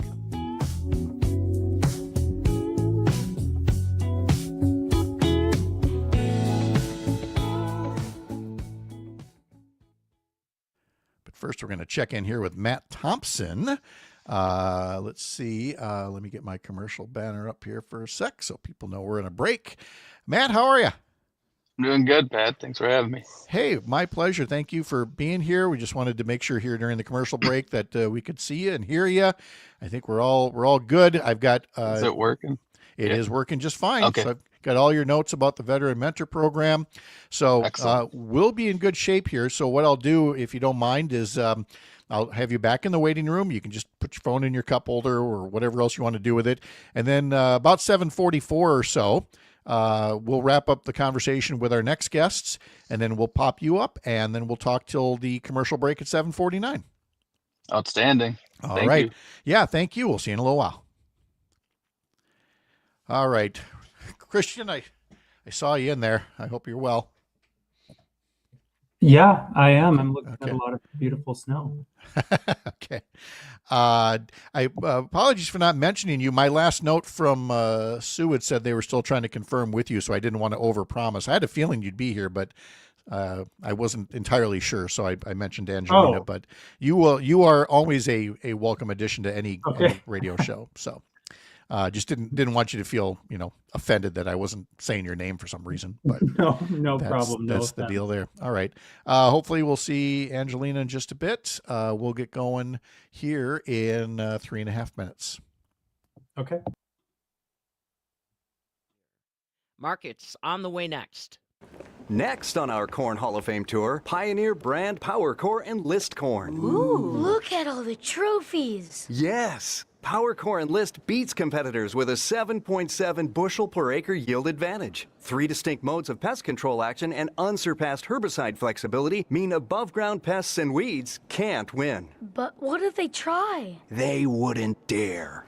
Plant the 100th season of Pioneer. Visit pioneer.com/powerup. Winter is a good time to evaluate your livestock's health. BioVet loves seeing healthy animals contribute to your farm's profitability. Freeing up your time for the holidays is at the top of our list. When you choose BioVet microbial and nutritional products to keep your livestock out of the sick pen and healthy, you'll enjoy more time with your family this holiday season. Many thanks and warm wishes from our BioVet family to yours. Help your livestock stay healthy and call 1-800-BioVet1 or visit bio-vet.com. World Ag Supply Demand Report for December came out yesterday, and the market basically treated it flat. Corn was up a little bit, but soybeans still waiting on China. In overnight electronic trade this morning, March corn's down a half at 447. December new crop unchanged at $4.65. January soybeans down a nickel at $10.82. November new crop down 2.5 at $10.92. July wheat's down 3 at $5.47. Barrel and butter prices were unchanged, but 40-pound block cheese on Tuesday dropped 0.75 cents to $1.34 3/4 a pound. That's a quick update on markets. I'm PM Yankee. Our lakes are gorgeous. Hey, Angelina, how are you? I'm doing well. How are you doing? Good. Thanks for being here. I've got Christian here as well, so we've got you guys both handy. Let me move this out of the way here. All right, I'm going to work on the titles. I'll take care of that, and we will be back from break in just over a minute. We'll see you guys real soon.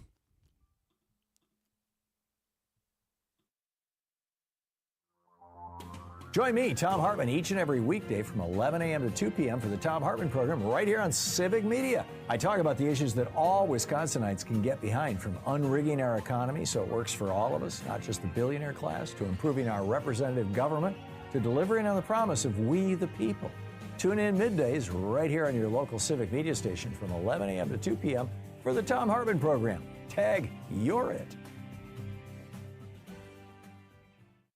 This is Robert Pilot, host of Native Roots Radio. On our show, we talk about Native issues like treaties, protecting Mother Earth, and holding our elected officials accountable. You'll also hear from Turtle Island Voices. Pat, don't forget 30 seconds.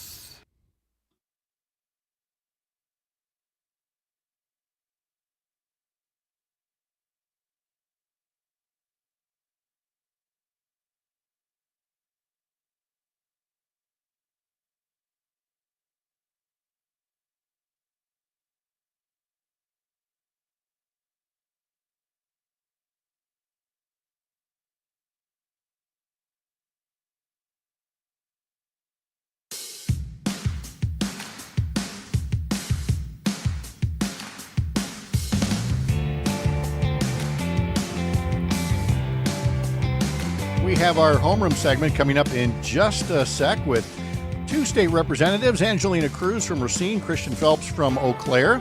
But first, a little business to attend to. A reminder that on Friday morning, we will have former Lieutenant Governor Mandela Barnes on to talk about his campaign for governor and joining a crowded Democratic primary field. We might even have a candidate for governor tomorrow as well. We're still working out the details on that one, so stick around.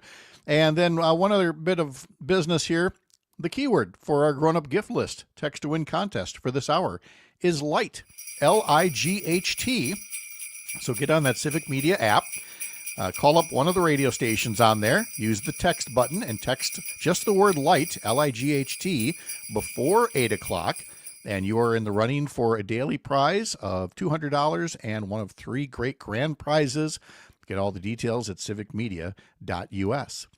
All right, in our homeroom segment this week, we're going to be talking about special education and how to pay for it, and why is it different than paying for other education funding? What was supposed to happen this year, what really happened this year, and how you go about fixing it. And so we've got two legislators who want to fix all of this and make things right for the kids, for the educators, for the property taxpayers of the district. So I'm happy to welcome into the program now State Representative Angelina Cruz from Racine and State Representative Christian Phelps from Eau Claire. Angelina, Christian, thank you. Good morning. Welcome. Good morning. Good morning. Nice to have you both here. You're working on a bill that we'll get the details of how it essentially keeps our promise for funding special education in just a sec. A jump ball here. Let's go with Angelina first. Can you explain to us what it is about special education that, where it necessitates or where it is at least a good idea to have state reimbursement to the local school districts? Why do we even do that? Oh, wow. Okay, that's a big question. So it has to do with the federal mandate that we deliver special education services to students in local school districts. And so the idea is that school districts, it's not a fixed amount. You can't fully anticipate how much it's going to cost. It depends upon students' individualized education plans or IEPs. And so school districts bill the state for reimbursement of the costs. Yeah, it's an expensive endeavor, but one, of course, that is absolutely necessary. And Representative Phelps, as a result, state leaders some time back said, well, let's reimburse part of that cost so that, not so much of it is put on the property tax bills. But Christian, the way it was initially designed isn't the way that things have gone over the years. No, exactly. Just like in so many other components of the way that we fund or fail to fund education in Wisconsin. It is a constitutional requirement in Wisconsin that we provide an education, a free and basic education, as uniform as practicable to every kid in the state. But the details of how that happens are that if the state doesn't carry enough weight, a lot of the weight on fulfilling that constitutional requirement falls on individual people and their local property taxes. And I think right now, with people having gotten some really staggeringly high property tax bills this month, I know certainly here in Eau Claire, and I'm hearing from all over my district and around the state on that, we're seeing that while special ed, when we started reimbursing it, was reimbursed at about 70% of the total cost to every district by the state. So only a small percentage of it then was levied from local property taxes. But for the last many years that Republicans have controlled the legislature in Wisconsin, a decade or more, we've been funding less than a third of the cost of special ed in public schools. And like Angelina said, that doesn't mean that the federal requirement that we provide special ed goes away, nor does it mean that it becomes morally okay not to provide it. It just means that you as local property taxpayers have to pay the enormous bulk of the rest of what it takes to provide those kids with that education. And then there is this just glaring disparity compared to the reimbursement level that private schools receive through the voucher program, Christian, right? Yeah, exactly. I mean, so that's a relatively new, in the scheme of things, part of education in Wisconsin, but we have this statewide special needs voucher program that is only 1 decade old. And even though private and parochial schools, even the ones that take public funds, are not required to even admit students with disabilities, if they choose to participate in the special needs voucher program, the state will fund 90% or more of their special education costs. And so our legislature has been telling students in public schools that have disabilities, basically that they are worth, less than a third of a student in a private school that has disabilities. And so there has been this push to, again, address this disparity, bring up the state level in public schools. And Representative Cruz, there was a percentage that was set in this new state budget. And then I think we all assumed that's what the reimbursement level was going to be this year. And then the numbers came out and it was far below that. What was the state budget shooting for, and where are we at right now? Sure. So the state budget that we just passed set the amount for reimbursement in public schools at 42% for the 25-26 school year and 45% for the subsequent school year.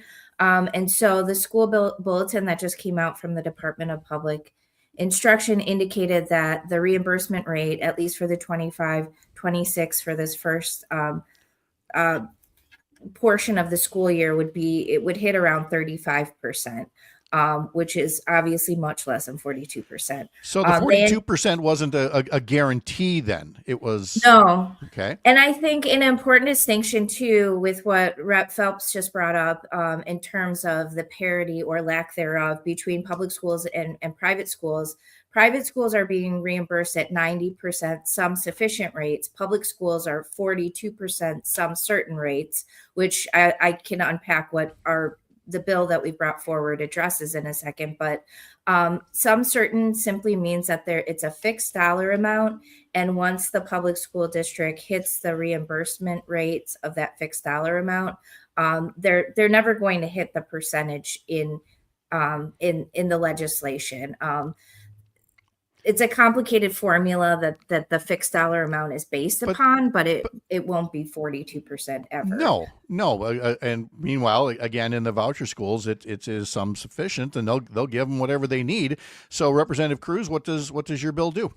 Correct. So the bill that I brought forward and is being co-sponsored by all Democratic legislators in the state capitol would change the 42 and 45% some certain amounts to some sufficient amounts. So that school districts, it'll take away the uncertainty of not knowing how to budget for special education for this school year and next school year.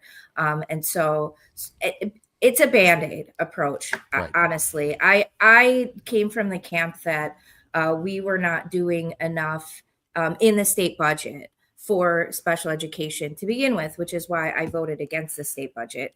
But this would go a long way in helping our local school districts to keep the lights on, basically. And so finally, Representative Phelps, I mean, again, it sounds like a bipartisan idea, but there's only going to be a few session days in early 2026. But is this the kind of thing that has even a chance of passing before the session's out? I think that you have the same answer to that question that I do, but time will tell. If people are interested in fiscal responsibility and fulfilling constitutional requirements and moral responsibilities, they will move this bill quickly and send it to the governor's desk. And at worst, it will reveal that the majority party does not care about those things. There you go. State Representative Christian Phelps of Eau Claire, Representative Angelina Cruz of Racine. Thank you for explaining the background of the issue and your bill. And hopefully there will be some bipartisan pressure put on Republicans to go along with literally the least they could do to make the payment of special education more equitable around the state. Thanks to both of you. Hope you have a great day. Thank you, Pat. All right. Let's now turn to our 12 days of community kindness as we sneak up on 7:44 here on this Wednesday morning, where we have been checking in with various organizations around the state in the spirit of Giving Tuesday. That would be good for you to support. And this time around, we are talking to Matt Thompson. Matt is from the La Crosse Area Veteran Mentor Program. He's a court coordinator for the La Crosse Area Veterans Court. Matt Thompson, good morning. How are you? Good morning, Pat. How are you doing? Very good. Thank you for being here. Tell us more about the La Crosse Area Veteran Mentor Program and what it does.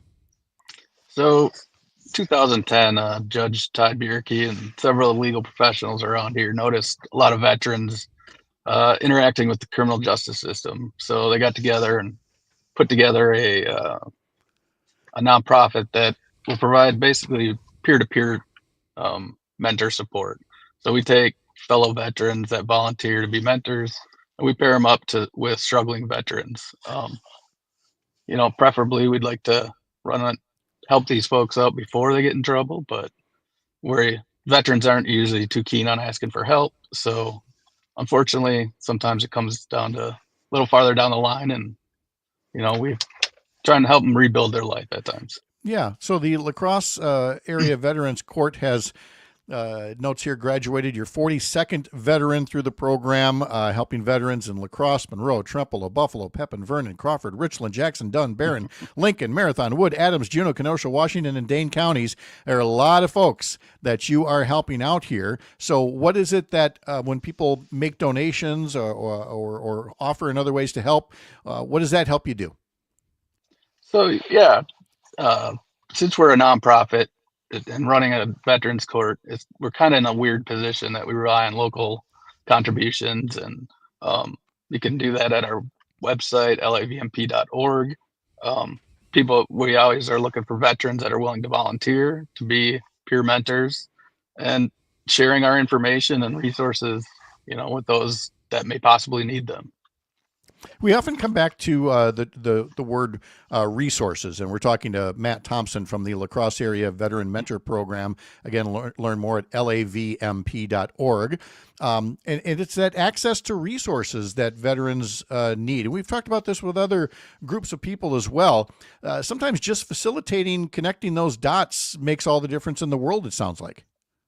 Absolutely. And we leverage our veterans' ability to utilize the VA and the vast number of programs available. So, yeah, community-based organizations help, and, really getting the word out, frankly, because even some veterans are still resistant to the VA. They got some views of the VA that, aren't helpful for them, but, we try and get them connected to the right people and build from there. Sure, because they may have behavioral health problems, they may have mental health problems, and again, those problems often don't just go away.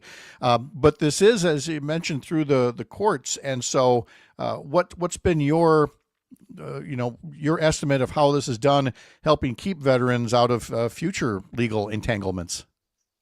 So as you mentioned, serving your country brings about some unique experiences, right? So the fellow veterans mentoring, that relationships, it's easier to talk to another veteran about your issues, right? And so our veterans court team has 5 veterans on it, and Judge Mark Huseman is also a veteran, and he's the judge for us. So, what we do when you're struggling is, we're trying to build that foundation so they can come out, with a sober and, some work on their mental health has been done. So Exactly. Peer-to-peer makes all the difference in the world. And again, to learn more, lavmp.org, LAVMP for the La Crosse Area Veterans Mentor Program. Matt Thompson, thank you very much for spending some time with us about this today. Pat, thanks for having us. All right. No, our pleasure. Thanks for all that you do. Again, lavmp.org is the address. I'm Pat Kreitlow from Up North News. This is the Civic Media Radio Network.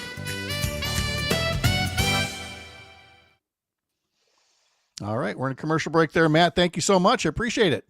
Pat, I appreciate you helping us get the word out. Absolutely. All right. Have a good holiday season. Thanks for having us. Yep, you too. Bye now.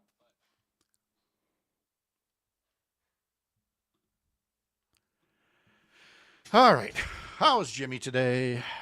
I just got out of I just had my first meeting as the media coordinator for Richland and Juneau County for the circuit courts. So that's why I even got the lighting in here right now so they could see my face. So, I'm awake. I'm here more awake than I usually am because I've been up in a panic since about 5:30 when I got the woof from basketball schools that we were closed today. Oh, really? Email, you got the text, you got the parent square notification, got multiple emails. My phone just exploded at 5:30 this morning. I'm like, What is? I thought we were under like an air raid sign or something. No, it was schools are closed. That's one of the things that we haven't set up here. Well, especially being a statewide show, but I'm sure the local stations are all taking care of passing those things along. But it's not like the olden days where the local radio station was the only way that you found out if school was open or closed. Well, I just remember watching the TV. It was like watching the NFL draft, waiting for my school to show up down there. Oh, yes. Yep. Just waiting for it on the crawl, Come on, Flambeau, let's do it. Let's close for it. We never there. closed. Yep. We never closed. Of course not. You're north of the Arctic Circle. There's no way that closes down, So, all right. Let's see. It is a kind of a slower week for sports. It is slowing down towards the end of the year. I think a lot of focus is on Packers Broncos. Getting to see old friend Jim Leonard in that, so that'll be fun. And then what does he do? He's their defensive backs coach. Oh, okay. Well, that's great. Okay. Yep. So there's a Wisconsin connection. Back-to-back weeks against the top seed. Obviously, there's a lot of college stuff happening right now too. And then obviously Bucks Giannis, that saga continues. So the saga, yeah, and it's winter meetings with baseball. I don't think the Brewers are doing a lot, but they did get named the best organization in baseball. Oh, that's right. Which is pretty cool. So yes, it was. Okay. Yeah. All right, sounds good. We got stuff to go with here, so we'll get going in 1 minute. Sounds good. Quinn Miners making a comeback. You have help. Find free adult education classes near you at finishyourdiploma.org. That's finishyourdiploma.org. Brought to you by the Dollar General Literacy Foundation and the Ad Council. Listen to the Civic Media exclusive podcast, Busted Pencils. Holy crap, 1/3 of kids can't read. That is a very troubling statistic. Is it a 30 true seconds left in a break that you can walk around with and actually...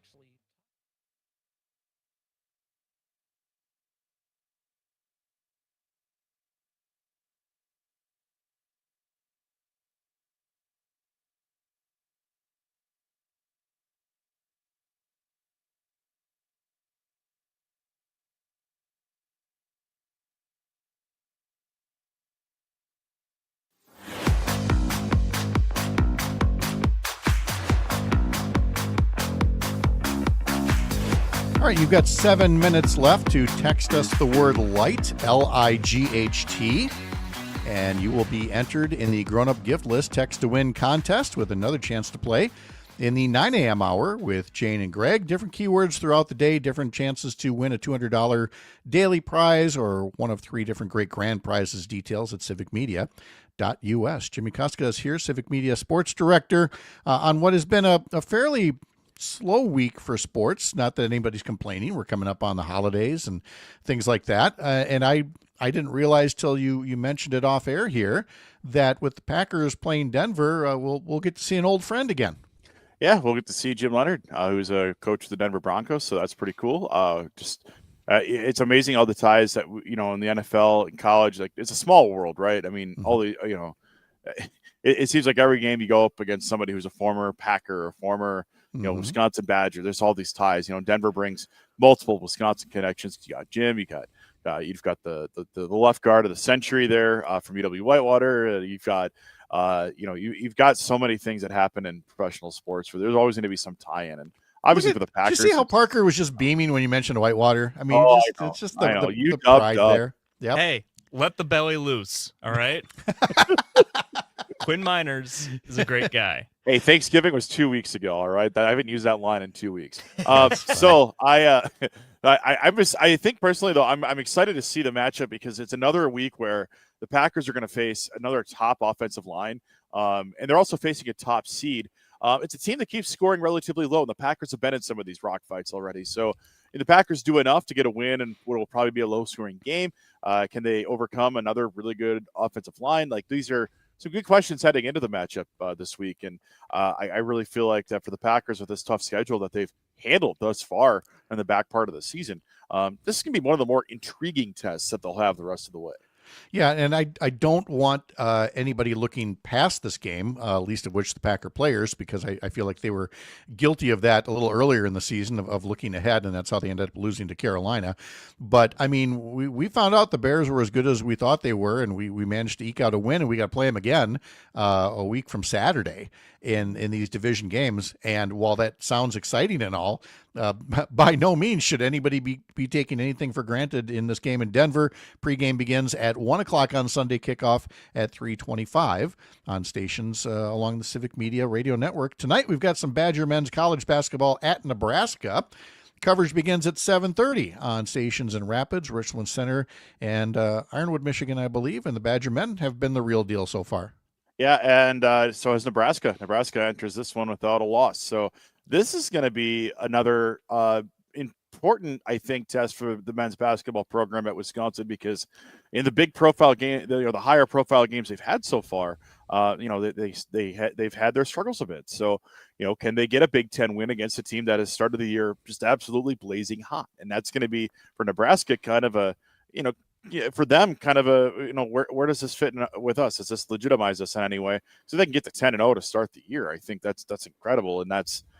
That really moves them up if they can notch a win over a pretty decent Wisconsin team, which is, probably borderline top 25. It's at least the top 40 of teams in the country. There's I think that checks a big box for them. So it's a big game tonight. Jimmy Kuskas here, Civic Media Sports Director, who, again, as he every week shares the tally of what Civic Media is doing in sports, and there are 38 different high school or local college sporting events on the air across the network. Fewer after last night. The weather took care of a few of our matchups last night. Yeah, good point. Yeah, but we did add a few. There was a few additional games that were picked up. Some of the games moved to tomorrow night. One moved to today. In fact, it's rare that you have outside of the Milwaukee area Wednesday night high school sports, but that is happening in Wausau. So WXCO has some hockey today. But you just look. Yeah, we had over 36 games scheduled. I think we were at 41. At one point before we backed down with some cancellations, postponements last night. But this week and next week will be incredibly busy in winter sports and local coverage across the Civic Media Network. And then it really picks up again January through early March, where you have those you have all the sports tournaments happening all at the same time. This really is for high school sports prime time, because wherever you live in the state, it doesn't matter where you are, on any given night, Monday, Tuesday, Thursday, Friday, and most Saturdays, you don't have to go very far to find a high school game. It's like $4 to get in, $6 to get in. You're getting yourself a pretty good time, and we're happy to be able to cover dozens of these every week right here at Civic Media. And you didn't mention Wednesday, and I think that's specifically because everybody stays home to listen to the big high school sports show that Chad Holmes does over at WXCO in Wausau. Yeah, and I don't know. I don't think they get to do that this week with the hockey game moving against Smash. Oh, that's right. Yes. But that is the reason why they don't do it on Wednesday nights for sure. 6 o'clock Wednesdays, most Wednesdays, and you can listen to it through the Civic Media app. But yeah, as I'm looking at the list, I mean, there's just so many sports yet to be played on your local station. And then if you need more of a roundup, there's this program on Saturday mornings called Make the Call, Saturday mornings, 7 a.m. that you can listen on the Civic Media app.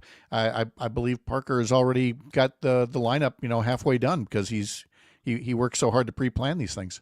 Oh yeah. I mean, between Greg, Conrad, and myself, we do a pretty good job. Parker's also there, so we have Parker's also Vaughn there. Also, this is very true. It's so mean. Why would I do that? No, Parker's I mean, you're awesome. not wrong. No. I am there. Yeah, No. but it's a good recap of the week, and this week we'll be focusing a lot on high school and college sports, especially with some recent NCAA triumphs for Wisconsin schools. Still got River Falls in the football tournament. Oshkosh national champs in volleyball. Yes, Oshkosh national champs in volleyball. Way to go! And then there's the Bucks that have really fallen down the list here because things are just not going well. Now you've got the Giannis drama in there as well, and they've got a bit of a long layoff this week, and they're off until Thursday night when they will be hosting the Boston Celtics. Yeah, some folks will watch the game. Other folks will just talk about Giannis. Yeah, this week was the carve out for the NBA Cup, right? Well, now, they get to hang out and watch, but it's good because Giannis is out. It's fewer games they got to play without Giannis. I think the daily drama we're going to get with that is going to get as old as the Rodgers and Favre drama did in past years. Yeah. It's already kind of to that fever pitch with some of these national reporters. Yeah. And we're still waiting. Notre Dame and all these other teams now say they're not playing in a football bowl game. We get a few more dropping out. We can maybe get the Badgers to sneak into one. What do you think? Heck, I could probably get my high school team to play in one. Thank you, Jimmy. Jimmy Koska, Civic Media Sports Director, and we've got Earl Ingram standing by after the news. I'm Pat Kreitlow from Up North News, and this is the Civic Media Radio Network.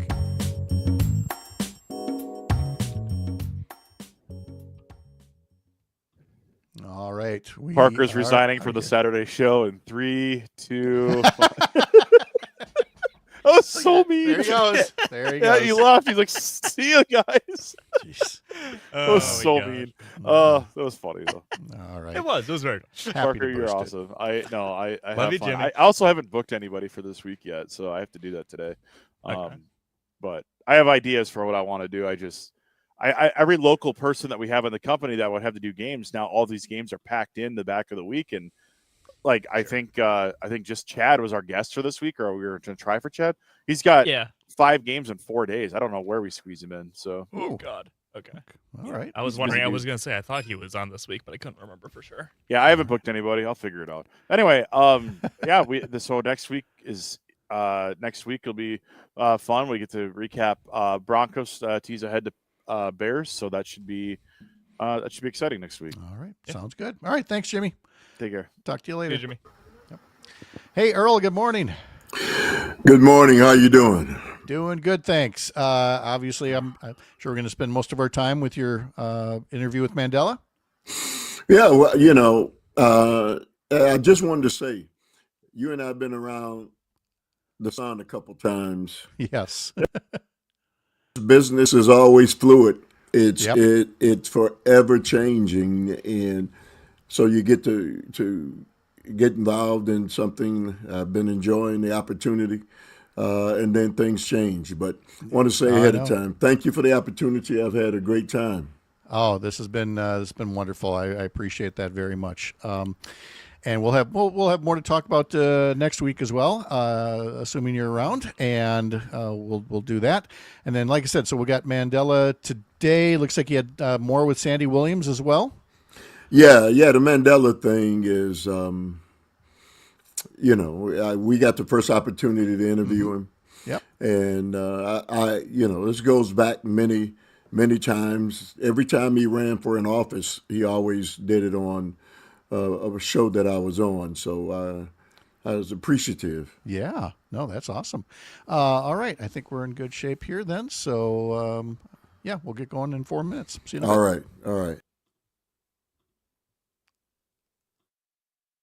The legislature and all the archives will disappear. Those archives are huge. WISI started 18 years ago, so they've got more than 30,000 hours of video that would vanish if they don't get enough cash to keep going. In the last state budget, lawmakers set aside $10 million for Wisconsin Eye, but it has to be matching funds. So the way it's currently written, Wisconsin Eye has to fundraise in order to qualify for matching funds next summer. So if we only succeeded in raising $4 million, there would still be a $4 million match.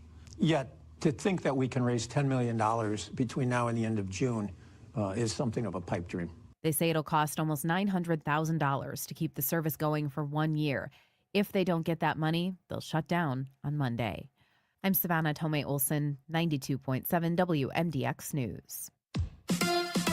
The Badgers on a road trip. Hi, I'm Mike Clemens with sports. The Wisconsin Badgers men's basketball team is in Lincoln, Nebraska tonight to take on the number 23 ranked Cornhuskers. Badgers head coach Greg Gard on the keys to taking control early in this game. Well, you want to get off to a good start no matter who you're playing or where you're playing, right? Those first 10 possessions are important, and hopefully you can get some solid footing underneath you and continue to stack good possessions on top of each other.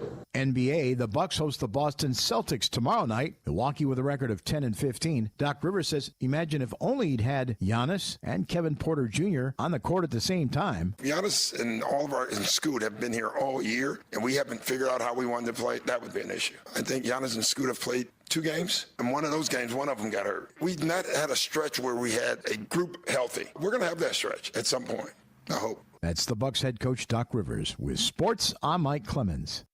From the Capitol to your kitchen table, Madison's biggest stories live right here on 92.7 WMDX. Mostly cloudy, a few off and on flurries today with temperatures steady in the mid-20s and then falling later this afternoon. Tonight, mostly cloudy. We're going to drop down to around 2 above tomorrow. Partly cloudy early, a little light snow later in the day with a high of 21. I'm meteorologist Sean Cable. Right now, it's 25. The John and Gordy Show. I hate macadamia nuts. Do you? Oh.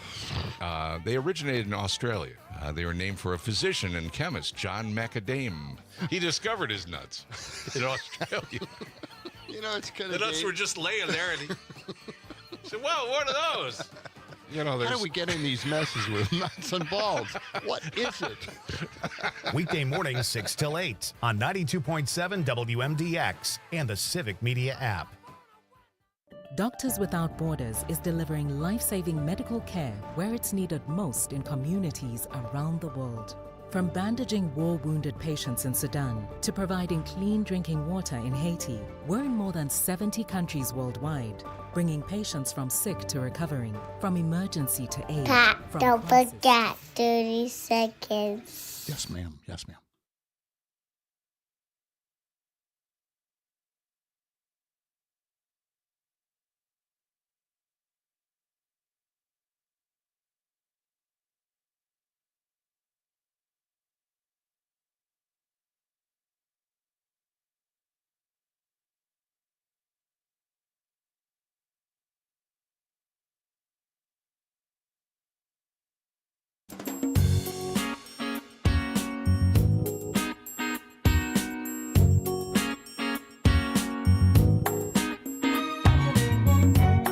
Across Wisconsin on Civic Media, you're listening to Mornings with Pat Kreitlow, powered by Up North News. Now, from our Lake Wissota studio, here's the founding editor of Up North News, Pat Kreitlow. Good morning, 8:06. Nice to have you back here up north on a Wednesday morning. It is December 10th. Earl Ingram is standing by. A reminder, you can always join the show at 855-75-CIVIC, 855-752-4842. Our question of the day: what's your next Wisconsin license plate going to be? 2 new designs were unveiled yesterday. I keep calling them new designs. They weren't. They're actually retro designs. Going back to the yellow and black plate, and also a blackout plate, which sounds really fancy and new. Ooh, a blackout plate. You know, license plates were like that in like the 1920s and 30s as well. They were black plates with white numbers, and we're going back to that. So you want one of those? And therefore you'll surrender your current plate a little earlier to get that, or Not that big a deal. You're going to stick with what you got. 855-75-CIVIC, or use that Civic Media app to text us, or even record a little voice note to let us know what you're thinking about that subject and more.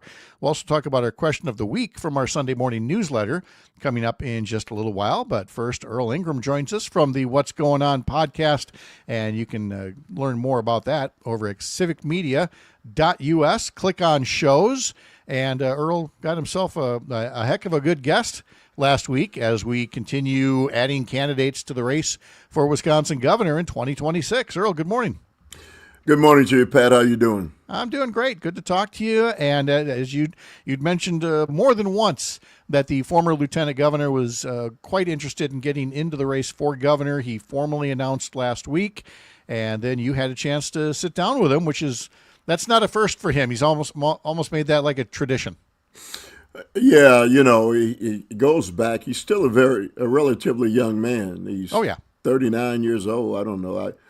I've got underwear older than he is, and so he's been at this for quite a while. He's a polished politician, very well spoken, and he is going to create havoc for those in the Democratic primary. And if you listen to him, not just on my show, but if you listen to him speak, he's a young man who clearly speaks well. He's able to articulate his thoughts, and just to show people just how dangerous a person he is for those in the Democratic primary. The first thing that happened right away is the Republican Party started attacking him and spent an awful lot of money right away. They didn't do that for any other candidate on the Democratic side. They did it for Mandela Barnes. And so they're concerned. They know that he has an opportunity. He's not only name recognition, but I think he's traveled the state many different times, as he stated. And people across the state of Wisconsin know who he is. So I think he's got a great shot at it. Well, absolutely. I mean, as the nominee for Senate in 2022, who very nearly knocked off Ron Johnson in a year when no Republican incumbents lost their elections that year, but Mandela Barnes came closest Senate race in Wisconsin history. And he's also very well aware of the expense of this race. He told Baylor Spears from the Wisconsin Examiner that his aim was to raise $50 million in the governor's race, which sounds like a lot, and it is, don't get me wrong, but the last governor's race in 2022 cost a record $164 million because all these outside groups, they pour in money too. So, I mean, Mandela really goes into this about as clear-eyed as it comes in terms of knowing that this is, again, going to be an expensive race, and the stronger candidates are going to be the ones who have experience and savvy when it comes to fundraising. Pat, whether we like it or not, whether those who are also running like it or not, he has proven that he can raise the money on a national level. And I don't know of any of the other candidates who can raise that kind of money. I mean, are you sure that wasn't a type error? 150 million. I mean, I know you're right with that, but that's astounding to me. Isn't it though? Yeah. And yet he's a guy whose name on a national scale. Well, how many of the other candidates do you think can even raise 50 million? Right. Well, the thing is, nobody's ever had to. These figures are from the Wisconsin Democracy Campaign from 2022, $164 million race. Governor Evers and Sarah Rodriguez, his running mate, they raised $42 million last time around. Tim Michaels, just about $29 million. So $29 million, $42 million for Evers. Mandela Barnes already knows he's got to raise $50 million because you know that there's going to be at least another $80 million put in by outside groups. And we know what those outside groups, were doing to Mandela Barnes when he was running against Ron Johnson. So, Mandela knows you're going to have to fight fire with fire. You don't like the system, but it's the system we got right now. Well, Pat, one of the things that he has and the Democrats have in their favor is that Governor Evers has been the governor for the last 2 terms, and meaning Democrats have been in charge of the gubernatorial seat. In addition, there's the drum beats clearly stating that Democrats can possibly reclaim, after what seems like an eternity, the legislature or maybe the Senate. And you put those things together, and I think all things point towards Democrats maybe keeping the gubernatorial seat. And if that's the case, I look at all the other candidates, and Mandela Barnes is one who I think is, whether people like it or not, but he has, again, the name recognition and the gravitas to raise the money necessary. And I thought in the end, Pat, what people want to make sure happens is that the Democrats maintain that seat. Yeah. Earl Ingram is with us from the What's Going On podcast. Learn more at civicmedia.us. Click on shows. Some of the analysis of the candidates has centered on the notion that there really is not much that separates them in terms of the issues themselves. You're not going to find any wide disagreements. And so a lot of this does come down to intangibles, management style, the ability to convey a message, the ability to, on the one hand, sometimes work across the aisle, but on the other hand, to stick true to your convictions. Every one of these 6 candidates in the race, and there might be 7 before too much longer, every one of these candidates, you can't really judge if you're a primary voter on the issue. You really got to come back to which one can A, win the election, and B, actually get things done as governor. And I'm betting that you talked to the former lieutenant governor all about that as well. Well, absolutely. I will tell you this, Pat, that one of the things that is clearly separates Mandela, and we'll see this, where this will come to fruition, is the debates. The part of this is when you've got 6 candidates, and you talked about possibly 7. Are you thinking of throwing your hat in the ring? No, I keep hearing reports about Joel Brennan, but point well taken. Let me take that off the table right now. Thank you. God bless you for that. But yeah, we got 6 now. Let's just leave it at that. Yeah, well, Joel Brennan's a really good guy. I know him well. I've known him for a number of years, a couple decades at least. Very brilliant man, but he hasn't been in this arena. And I will say this: defeat the candidates at the debates, right? That's where this all is supposed to all shake out. It can't shake out before. It has to shake out during the debates. The only problem with all of that, Pat, is when you've got that many candidates, they're not going to get a chance to, unless there's a plethora of debates, they're not going to get a chance to really give you an idea of who they really are. Mandela, on the other hand, people already know. So that's a benefit to him that people may not see right now, but he's a known entity. The others have to prove their mettle. Yeah. Earl Ingram's with us, the What's Going On podcast. You can learn more at civicmedia.us and then click on shows. And as I'm looking at the lineup here, we've got Sandy Williams, who's been back on the show to talk, I'm sure, about the governor's race as well as other topics. Oh, absolutely.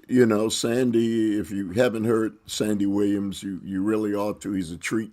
He's been on every national news outlet for decades. So he's a real jewel, and he's right here in the state of Wisconsin, and we get an opportunity to give him an opportunity to speak before the state where he's grown up and loves and still lives in. Mm-hmm. And again, you can get all of this along with, we hardly get a chance to cover all of the various issues that you bring up. You've had Dr. Robert Craig on recently. You've talked about health with a couple of different, with a pharmacist, with a doctor that are on there. And in all of these cases, the doctor ones especially, I was so happy to hear that once again, you didn't get hurt frying up all those turkeys that we learned about. your Thanksgiving go off without a hitch, I hope? Yeah, it did. Okay. All Pat, right. but what I would say to you, out of all the different things that we do on the podcast, the health aspects of it are the most important. And we have access to all the doctors at Frederick Hospital and the pharmacists. So, the doctor of medication is the pharmacist. And rarely do we hear from them. But I think it's the most important out of all the segments that we do. Yeah. From Chris Hambuck Boyle, our friend on Facebook. Hi, Earl. Still miss your radio show. Follow your podcasts. And I get notes like that every week. I never get a chance to tell you about them off air, Earl. But folks are still they're glad to have the podcasts and glad to have you showing up here on the radio. And we definitely appreciate that kind of insight very well as here on this program. And pretty soon we're going to be here. So do you? I mean, you made Thanksgiving sound like a really big thing there, like multiple turkeys being made and things like that. Is Christmas kind of the same way? Are you prepping the same way for that holiday? Well, yeah, I'm a guy who I found out I got into things late in life. Okay. I didn't get a chance to get into this business until I was 53 or 54 years old. I didn't get into, cooking to the degree that I have until I was in my 50s. So life doesn't always start at 25. No. We really round out, as you well know, as the years pile up, we start realizing different things and the importance of doing different things, getting involved, and experiencing who we really are and finding out who we are as we age. Yeah, no, we love talking about all of this with you. So again, give a listen to Earl's podcast. Head to civicmedia.us, click on shows to learn more. Earl, always a pleasure. We'll talk to you next week. Thank you, my friend. All right. Thank you. Take care. All right. Coming up, we're going to be talking about climate issues. We're going to be talking about our question of the day, which is all about the license plates that you might put on your car. You might choose to. You might not choose to. And before we're all done, we'll also say a few words about Wisconsin Eye, because it is very much in danger of just going dark. And that would benefit none of us who want to make sure that there's transparency and accountability in Wisconsin politics. I'm Pat Kreitlow, live from the lake here in Chippewa Falls, and this is the Civic Media Radio Network.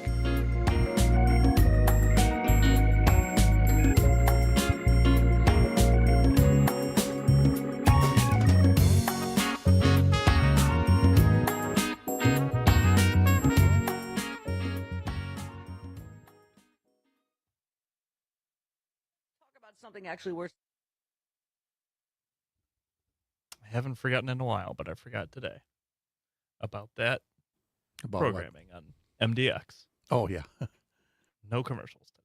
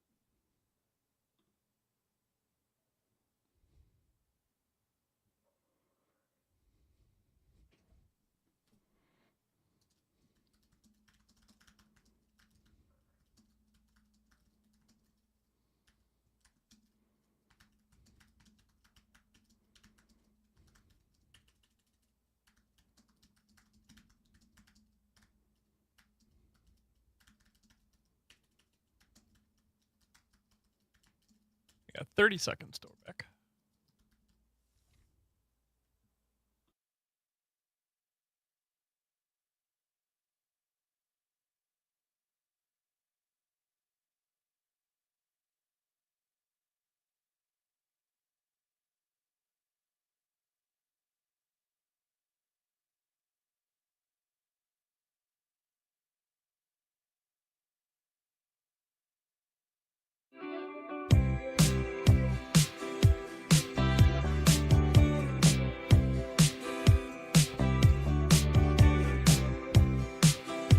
8:22 on this Wednesday morning. Time for our climate check.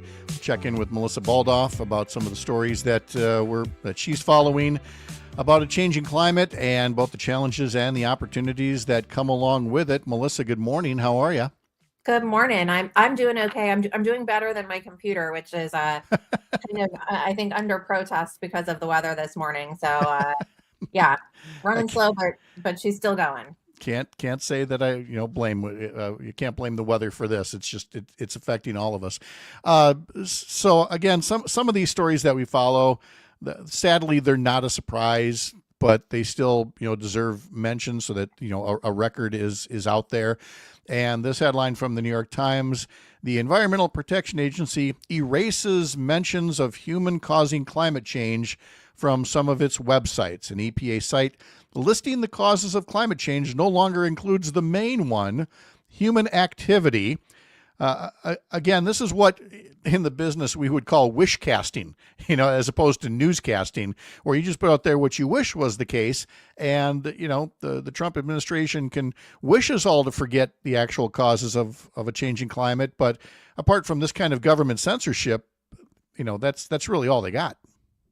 Yeah, and we know this story from Wisconsin, from when Scott Walker was governor and banned all mention of climate change throughout state agency and across state government. And that was one of the very first things Governor Evers did when he took office, was bring science back to the DNR and back to state agencies, acknowledge science, acknowledge reality, that humans are contributing in main cause of climate change and of the negative effects that we're seeing. So like you said, just saying the opposite doesn't make it true. And we know that Donald Trump thinks that climate change is a hoax, his word.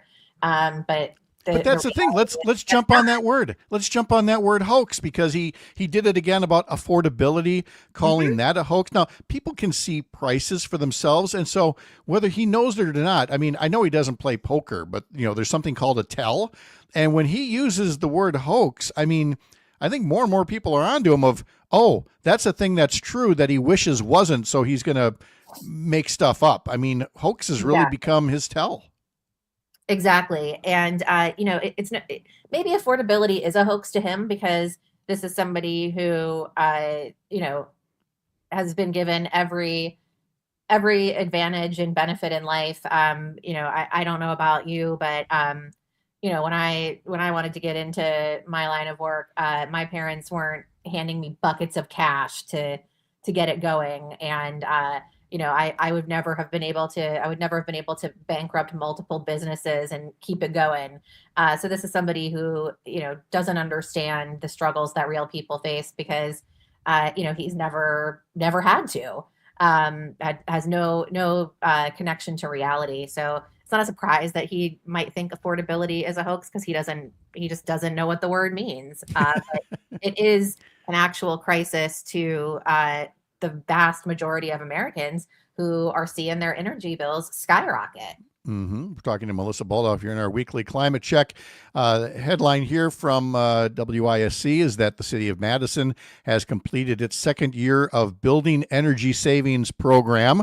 And again, this is the kind of thing that we've talked about, that if you're going to have denial at the federal level, well, you can certainly do things at the local level. The article notes that, the city of Madison has completed its second year of a program with 330 buildings successfully benchmarking their energy use, trying to figure out to what degree they're responsible for greenhouse gas emissions and what they can do to reduce that. And, these are just, again, the local initiatives that are going to take us through at least for the next few years. Exactly. We've seen local leaders like Mayor Rhodes Conway really be, out at the forefront here and leading the charge, setting an example, and being committed. And these are the kinds of things that maybe don't sound particularly sexy to some folks, but make a really big difference. The reality is that buildings are responsible for a significant amount of greenhouse gas emissions. And The article notes that buildings in Madison are responsible for 65% of local greenhouse gas emissions. So improving energy efficiency is a really important tool in everybody's belt that they can, reach for to help address the negative impacts of climate change. And then finally, if you needed any further evidence of the impact of a changing climate, comes this headline. Americans lost more power last year than any year in previous decades. The energy interruption, the electricity interruptions, I should say, was nearly double the annual average of the last 10 years, with hurricanes being a leading cause. And for people here in Wisconsin, it's not just hurricanes. It's, again, these storms that are more severe. They are stronger, and they are, doing damage to our energy infrastructure as if we needed more evidence. Exactly. And while Wisconsin isn't really, directly dealing with impacts of hurricanes, we do deal with the impact of hurricanes and what they do to the grid, because we have much of our energy is imported into the state. So if there are strains on the grid and other places on the sources of energy, that's going to affect consumers here, which is all the more reason that we need to focus on local and affordable solutions like solar power, like wind, things that are able to be, homegrown Wisconsin solutions that put us in control of our energy usage and generation. Melissa Baldoff has our climate check each week. Melissa, always appreciate the check-in. Thank you so much. Have a great day. You too. Bye. All right. When we come back, we'll talk a bit more about Wisconsin Eye and the possibility that it might be going dark, and we'll have our question of the day as well. Wondering if you're going retro with your next license plate. All that and more just ahead as we continue on a Wednesday morning, December 10th. Live from the lake, I'm Pat Kreitlow with coverage that's unabashedly Wisconsin, as we like to say. Back after this.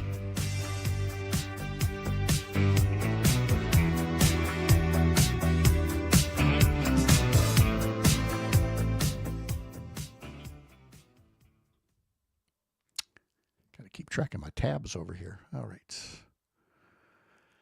Okay, so we're vamping here because I thought we were going to have a guest in this spot, but we are not. So,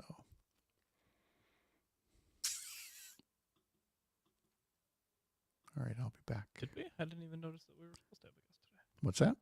Were we supposed to have a guest? I had a couple of people in touch going, "Hey, can you see if maybe go to this slot or this slot?" And okay, so you thought one of them would come through, but never. Yes, I had gotcha. 3 different possibilities, and some days you get bupkis. So, all right, I'll be back. Electric vehicle charging stations in Wisconsin, supported through the National Electric Vehicle Infrastructure Program under former President Joe Biden's bipartisan infrastructure law. These fast charging stations will help ensure residents and visitors alike have access to the charging infrastructure needed to travel from point A to point B in Wisconsin. This latest round of awards fills coverage gaps after the first round of awards was announced in May 2024. A few of those new charging stations will be here in Dane County. One of them is on Madison's north side at the Quick Trip on American Parkway. Another will be in Cottage Grove at a BP on County Road N. Meanwhile, there are new trading cards available for Madison snowplows. Over the last couple years, the City Streets Division has held contests and votes to name the plows. Winners include Ann Pathaway, Snow Diggity, Plower to the People. You get the idea. Well, the Streets Division has also started making trading cards of these named plows. This year's set of cards includes the newest names in the fleet. We have Dolly Plowton, Snowy One Kenobi, Seymour Pavement, and Saltimus Prime. It's all a way to have a little fun and connect with the community. The trading cards are free at branches of the Madison Public Library. I'm Savannah Tomei Olson, 92.7 WMDX News. Your neighbors are talking. Leaders are deciding. Madison's story unfolds daily on 92.7 WMDX. Mostly cloudy, a few off and on flurries today with temperatures steady in the mid-20s and then falling later this afternoon. Tonight, mostly cloudy. We're going to drop down to around 2 above tomorrow. Partly cloudy early, a little light snow later in the day with a high of 21. I'm meteorologist Sean Cable. Right now, it's 25. Reading aloud to children sharpens their listening skills, expands their vocabularies, and nurtures a lifelong love of reading. That's why Reading is Fundamental, the nation's leading children's literacy nonprofit, offers free monthly read-alouds by popular authors through its Rally to Read program. Visit rallytoread.org to watch the read-alouds and discover exciting reading activities for school and home. Visit rallytoread.org today. Hey there, Wisconsin. Tom Hartman here. Democracy is not a spectator sport, so join me each and every weekday right here on Civic Media for the Tom Hartman program from 11 a.m. to 2 p.m.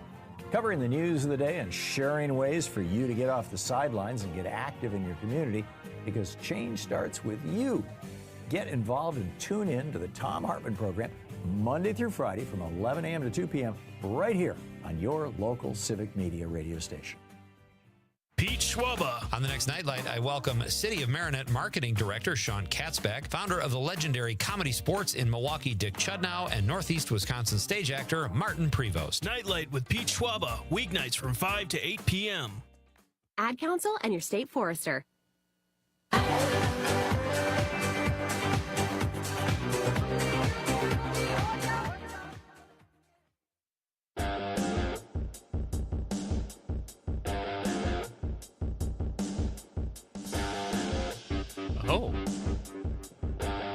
Oh, there's all kinds of buttons on this StreamYard here. Oh, yeah. Would you? Okay. Should have found this one a lot earlier. I was going to say, did we just find a good thing on StreamYard? Yeah, we did finally, yes. Wow. I know. Can't believe it. I hate the ending. 30 seconds left in the break.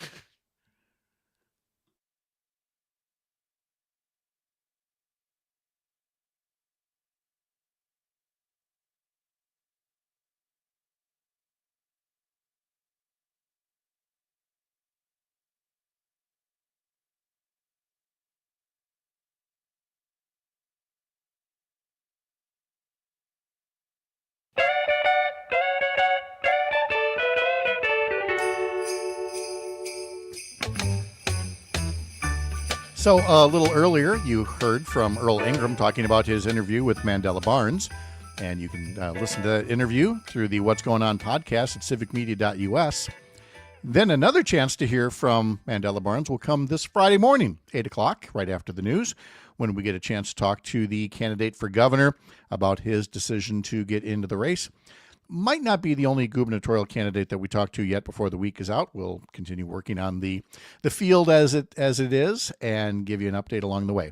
Our question of the day today: what is your next Wisconsin license plate going to be? 2 new designs were unveiled yesterday, bringing back the old yellow ones and a blackout design.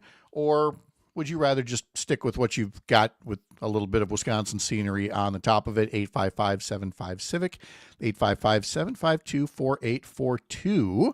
Let's see. Carol says, I will keep my license plate I have. I love the barn on it. Yes, exactly. So I'm not feeling like in a rush to do that. And frankly, there are so many specialty license plates out there, all kinds of worthy causes, and I just have never really given them a good look. And I think if my options are yellow and black, I might take a look at some of those specialty ones that are out there. There's ones for the brewers. There's one to support the Ice Age Trail. There's Road America, which is kind of the thing that inspired the blackout design that's coming. One for the Packers, one for endangered resources. And so all of these special license plates are available, as well as the yellow and black. Oh my gosh, I finally just called up the list here.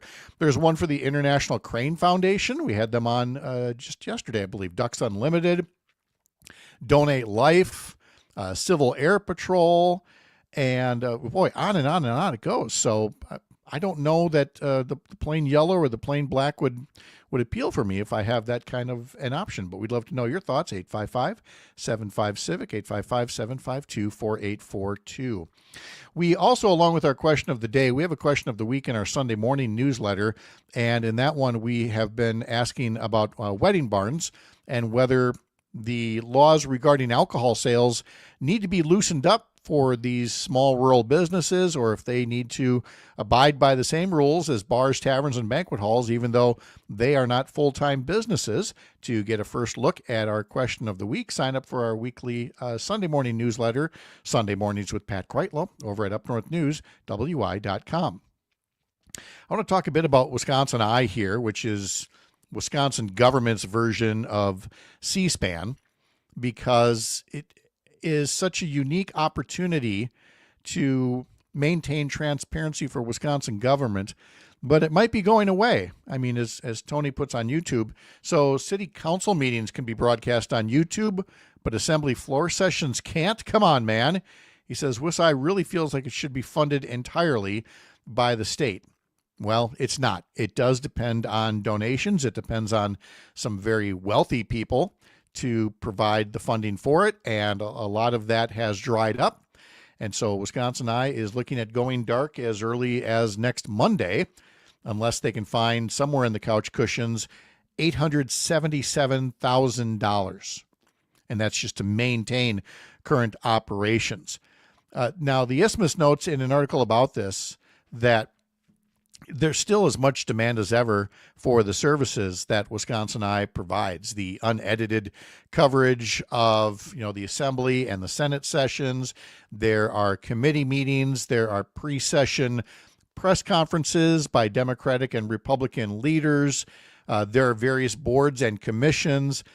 All of these things are done by 6 staffers who are, I've seen them scramble all over the Capitol to get cameras set up and make sure that signals go through. They're also recording videos in their studio there. There's the Morning Minute. There's their Rewind show as well. They've got some 30,000 hours of archived footage that will be going offline as early as Monday. And again, the value of it should be pretty easy to understand. It was launched in 2007, my first year in the state Senate, and people were like, oh, the people are only going to play to the cameras. I've never seen that. And to the extent that on C-SPAN, politicians are playing to the cameras, well, again, they're playing to an audience that was going to be tuning in anyway, so it's not like they're having some kind of untoward, influence on public debate. Most people who are tuning into channels like these want to see, the raw footage of what their elected officials are saying and doing. And at a time when we have fewer people in, what you would call the state capitol bureau than ever, because more and more newspapers, TV and radio stations just don't cover the state capitol full time anymore, how much more useful is it to simply have an unfiltered camera and microphone that's in there to record these things? And we know that when there are no watchdogs, when there are no reporters, when there are no cameras, things can happen. And they still do. We still see the occasional news story in other states, mostly, I'm happy to say, about boards and commissions that make borderline corrupt or self-serving decisions, and then only later is discovered by a taxpayer or by a journalist. And so to have this kind of level of coverage of state government is really a bonus. Now, in the beginning, it was funded by Diane Hendricks and her late husband, Ken, who founded ABC Supply in Janesville, former Lieutenant Governor Margaret Farrow, who passed away in 2022, was also a leader and champion for the network. But what they've always been missing is a long-term funding plan. And here's the article here's the line in the Isthmus article that stuck with me. The idea of a small surcharge on cable TV subscribers was never seriously considered. Well, why the heck not? I mean, if you knew how much of your cable bill was going directly to ESPN so that, millionaire athletes can get multi-million-dollar contracts, you might lose it. But there are parts of our cable bill that go in all sorts of directions. Why wouldn't some of it be a sense of transparency in covering state government? Or frankly, it should just be mandated coverage, and that this is mandated to carry. You know, cable companies only exist and have a business model because they are able to be licensed to essentially print money by hooking people up and giving them 5,000 channels. Well, fine, you can do that, but you've got to be covering, you know, the channels that make sure that government is more accountable. And that would include your C-SPAN channels and your Wisconsin I one as well. A paywall has never been seriously considered and shouldn't be, because again, this kind of coverage of your state government should be free.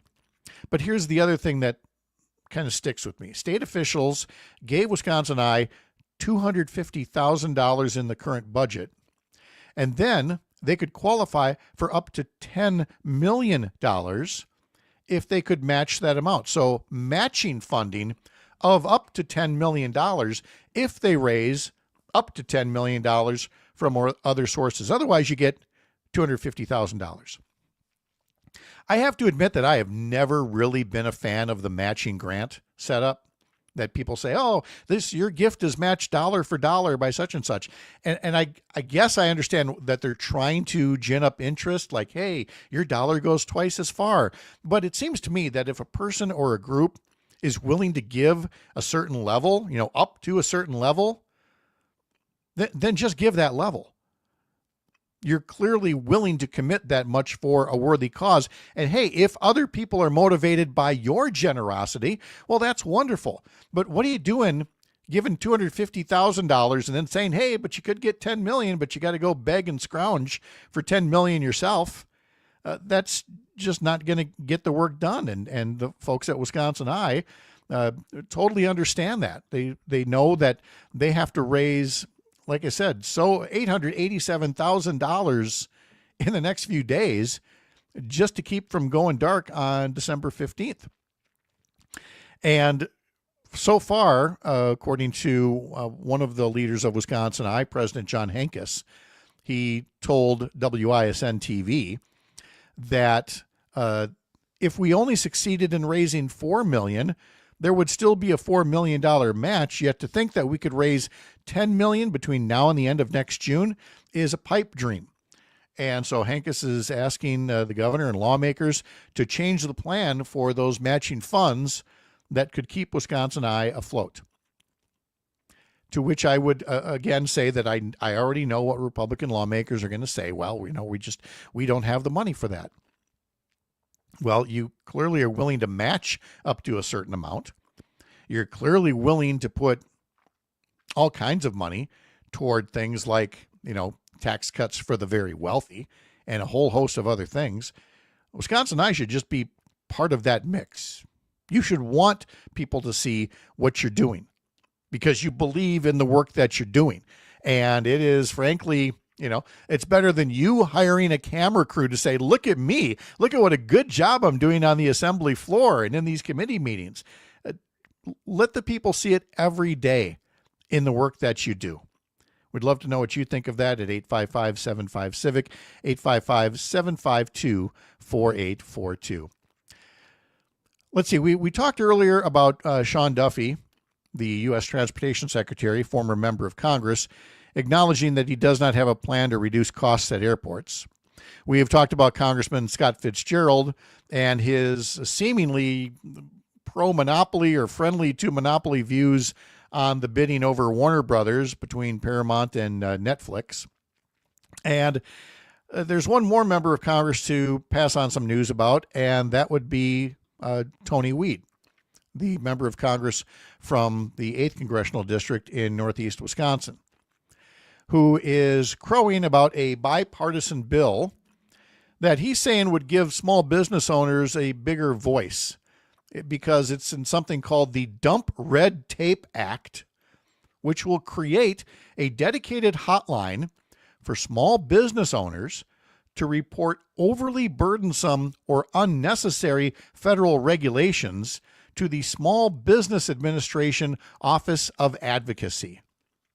So, in other words, his idea that he thinks will save money and help small businesses is to spend more of your tax dollars to create this dedicated hotline where people can get on and gripe that a certain rule is overly burdensome and unnecessary. You know, the red tape. Here's my question. Will that include the red tape that they just added to SNAP benefits? Will it include the red tape that they're adding for people to qualify for Medicaid healthcare coverage? Because the people who like to gripe the most about red tape for business sure have seemed to master the art of putting red tape in the way of American families, struggling families, farmers, anybody other than big corporations or anybody in the business world who likes to complain about regulations, you know, the things that are otherwise known as protections for consumers and for employees and for the environment. So while it may feel nice that Congressman Weed has authored something that went through Congress, it would be really nice if he'd focus on removing the red tape that he just voted to put in front of the people in his district who simply want to have health care or eat. We'll wrap things up with some final news and notes from Lake Wissota after this. I'm Pat Kreitlow. You're up north.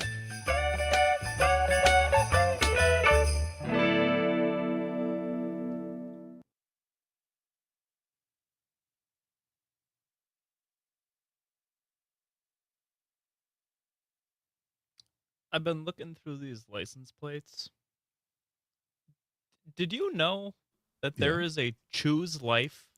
Oh, yeah. Yep. That, as soon as the Republicans took over in 2011, they started pushing that one. Huh. Interesting. Mm-hmm.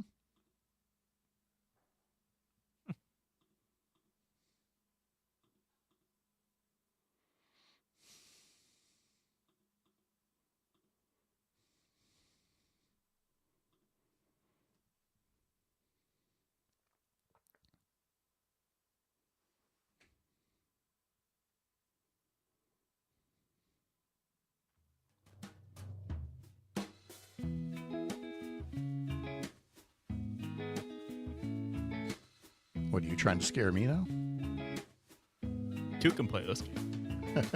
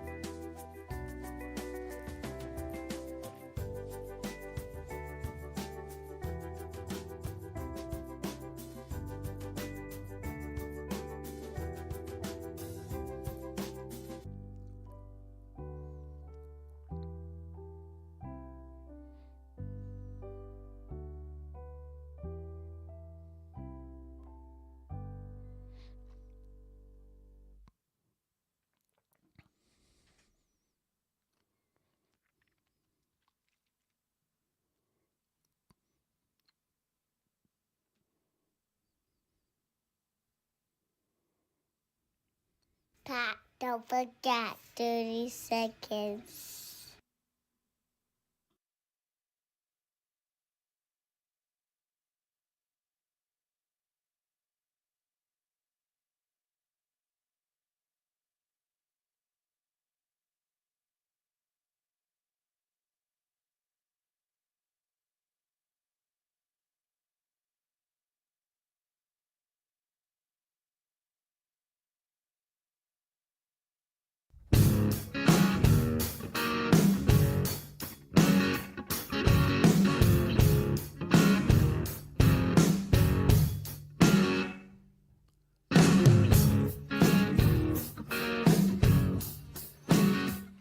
Coming up next, Matt and Air on Air. This is a limited time offer to listen to Matt and Air on Air because we're down to 3 shows left before Jane's retirement. So tune in to Jane, Matt and Air, and Greg Bach coming up right after the news at 9 o'clock here across the Civic Media Radio Network. In the meantime, we always invite you to use that Civic Media app to either call or text us or record a voice note, or you can put comments on the Facebook and YouTube pages of both Civic Media and Up North News, where you can watch what we do live every morning from 6 to 9. Parker's been looking through the specialty license plates here as we've been talking about the bringing back of the retro yellow and black license plates. And I mean, it is not a small list as you've looked through them. Did any one of them, let's just assume somebody's going to foot the bill for, the additional cost, which I think it's a $15 annual fee by and large. If somebody else is going to do that, did you see one here that you would like to have? One that I would probably get one of the Brewers ones. Mm-hmm. I think the one with the M logo on the Wisconsin yellow picture of Wisconsin. I like that one. I think it stands out better than the ball and glove does. Now, is that the old wheat logo? Is that still available? No, it's I think it's the one that's on the shoulder, on the sleeve patch of the okay. the Navy jerseys that we have. It's the yellow brick of Wisconsin. Oh, there it is. Yes. I see it now. That's the old school M. Yeah. Okay. Yeah. Oh, I like that very much. Yeah. Yeah. What are you looking at? What do you want? Well, that I was scrolling down to that for a moment. I also see one here for the Medical College of Wisconsin, which is where Sherry went to med school. However, I'd quickly add we paid them plenty. we gave them a lot of money, and we're in debt for a long time. So I don't know that we'll definitely be getting a license plate there. Have you ever seen the John Mulaney bit about paying for college? No. And then they ask you to donate because you're an alum of the college. Oh yeah. It's like, I've already paid you $120,000. Yep. And you want more? You spent it already? Yep. We went to a dinner once for one of these institutions, and I'm not going to say which one, but they basically botched up Sherry's name and job, and we were just like, you're here asking for money, and then you completely screw things up that way. It's not a way to look. I would not want to be in the fundraising business. It's not easy, believe me. But you still got to do your homework before you're approaching donors. Here's one for the Muskie Clubs Alliance with a big old muskie. I have never seen that one on the roads, nor one that says Nurses Change Lives. It's got a little heart and a stethoscope on there.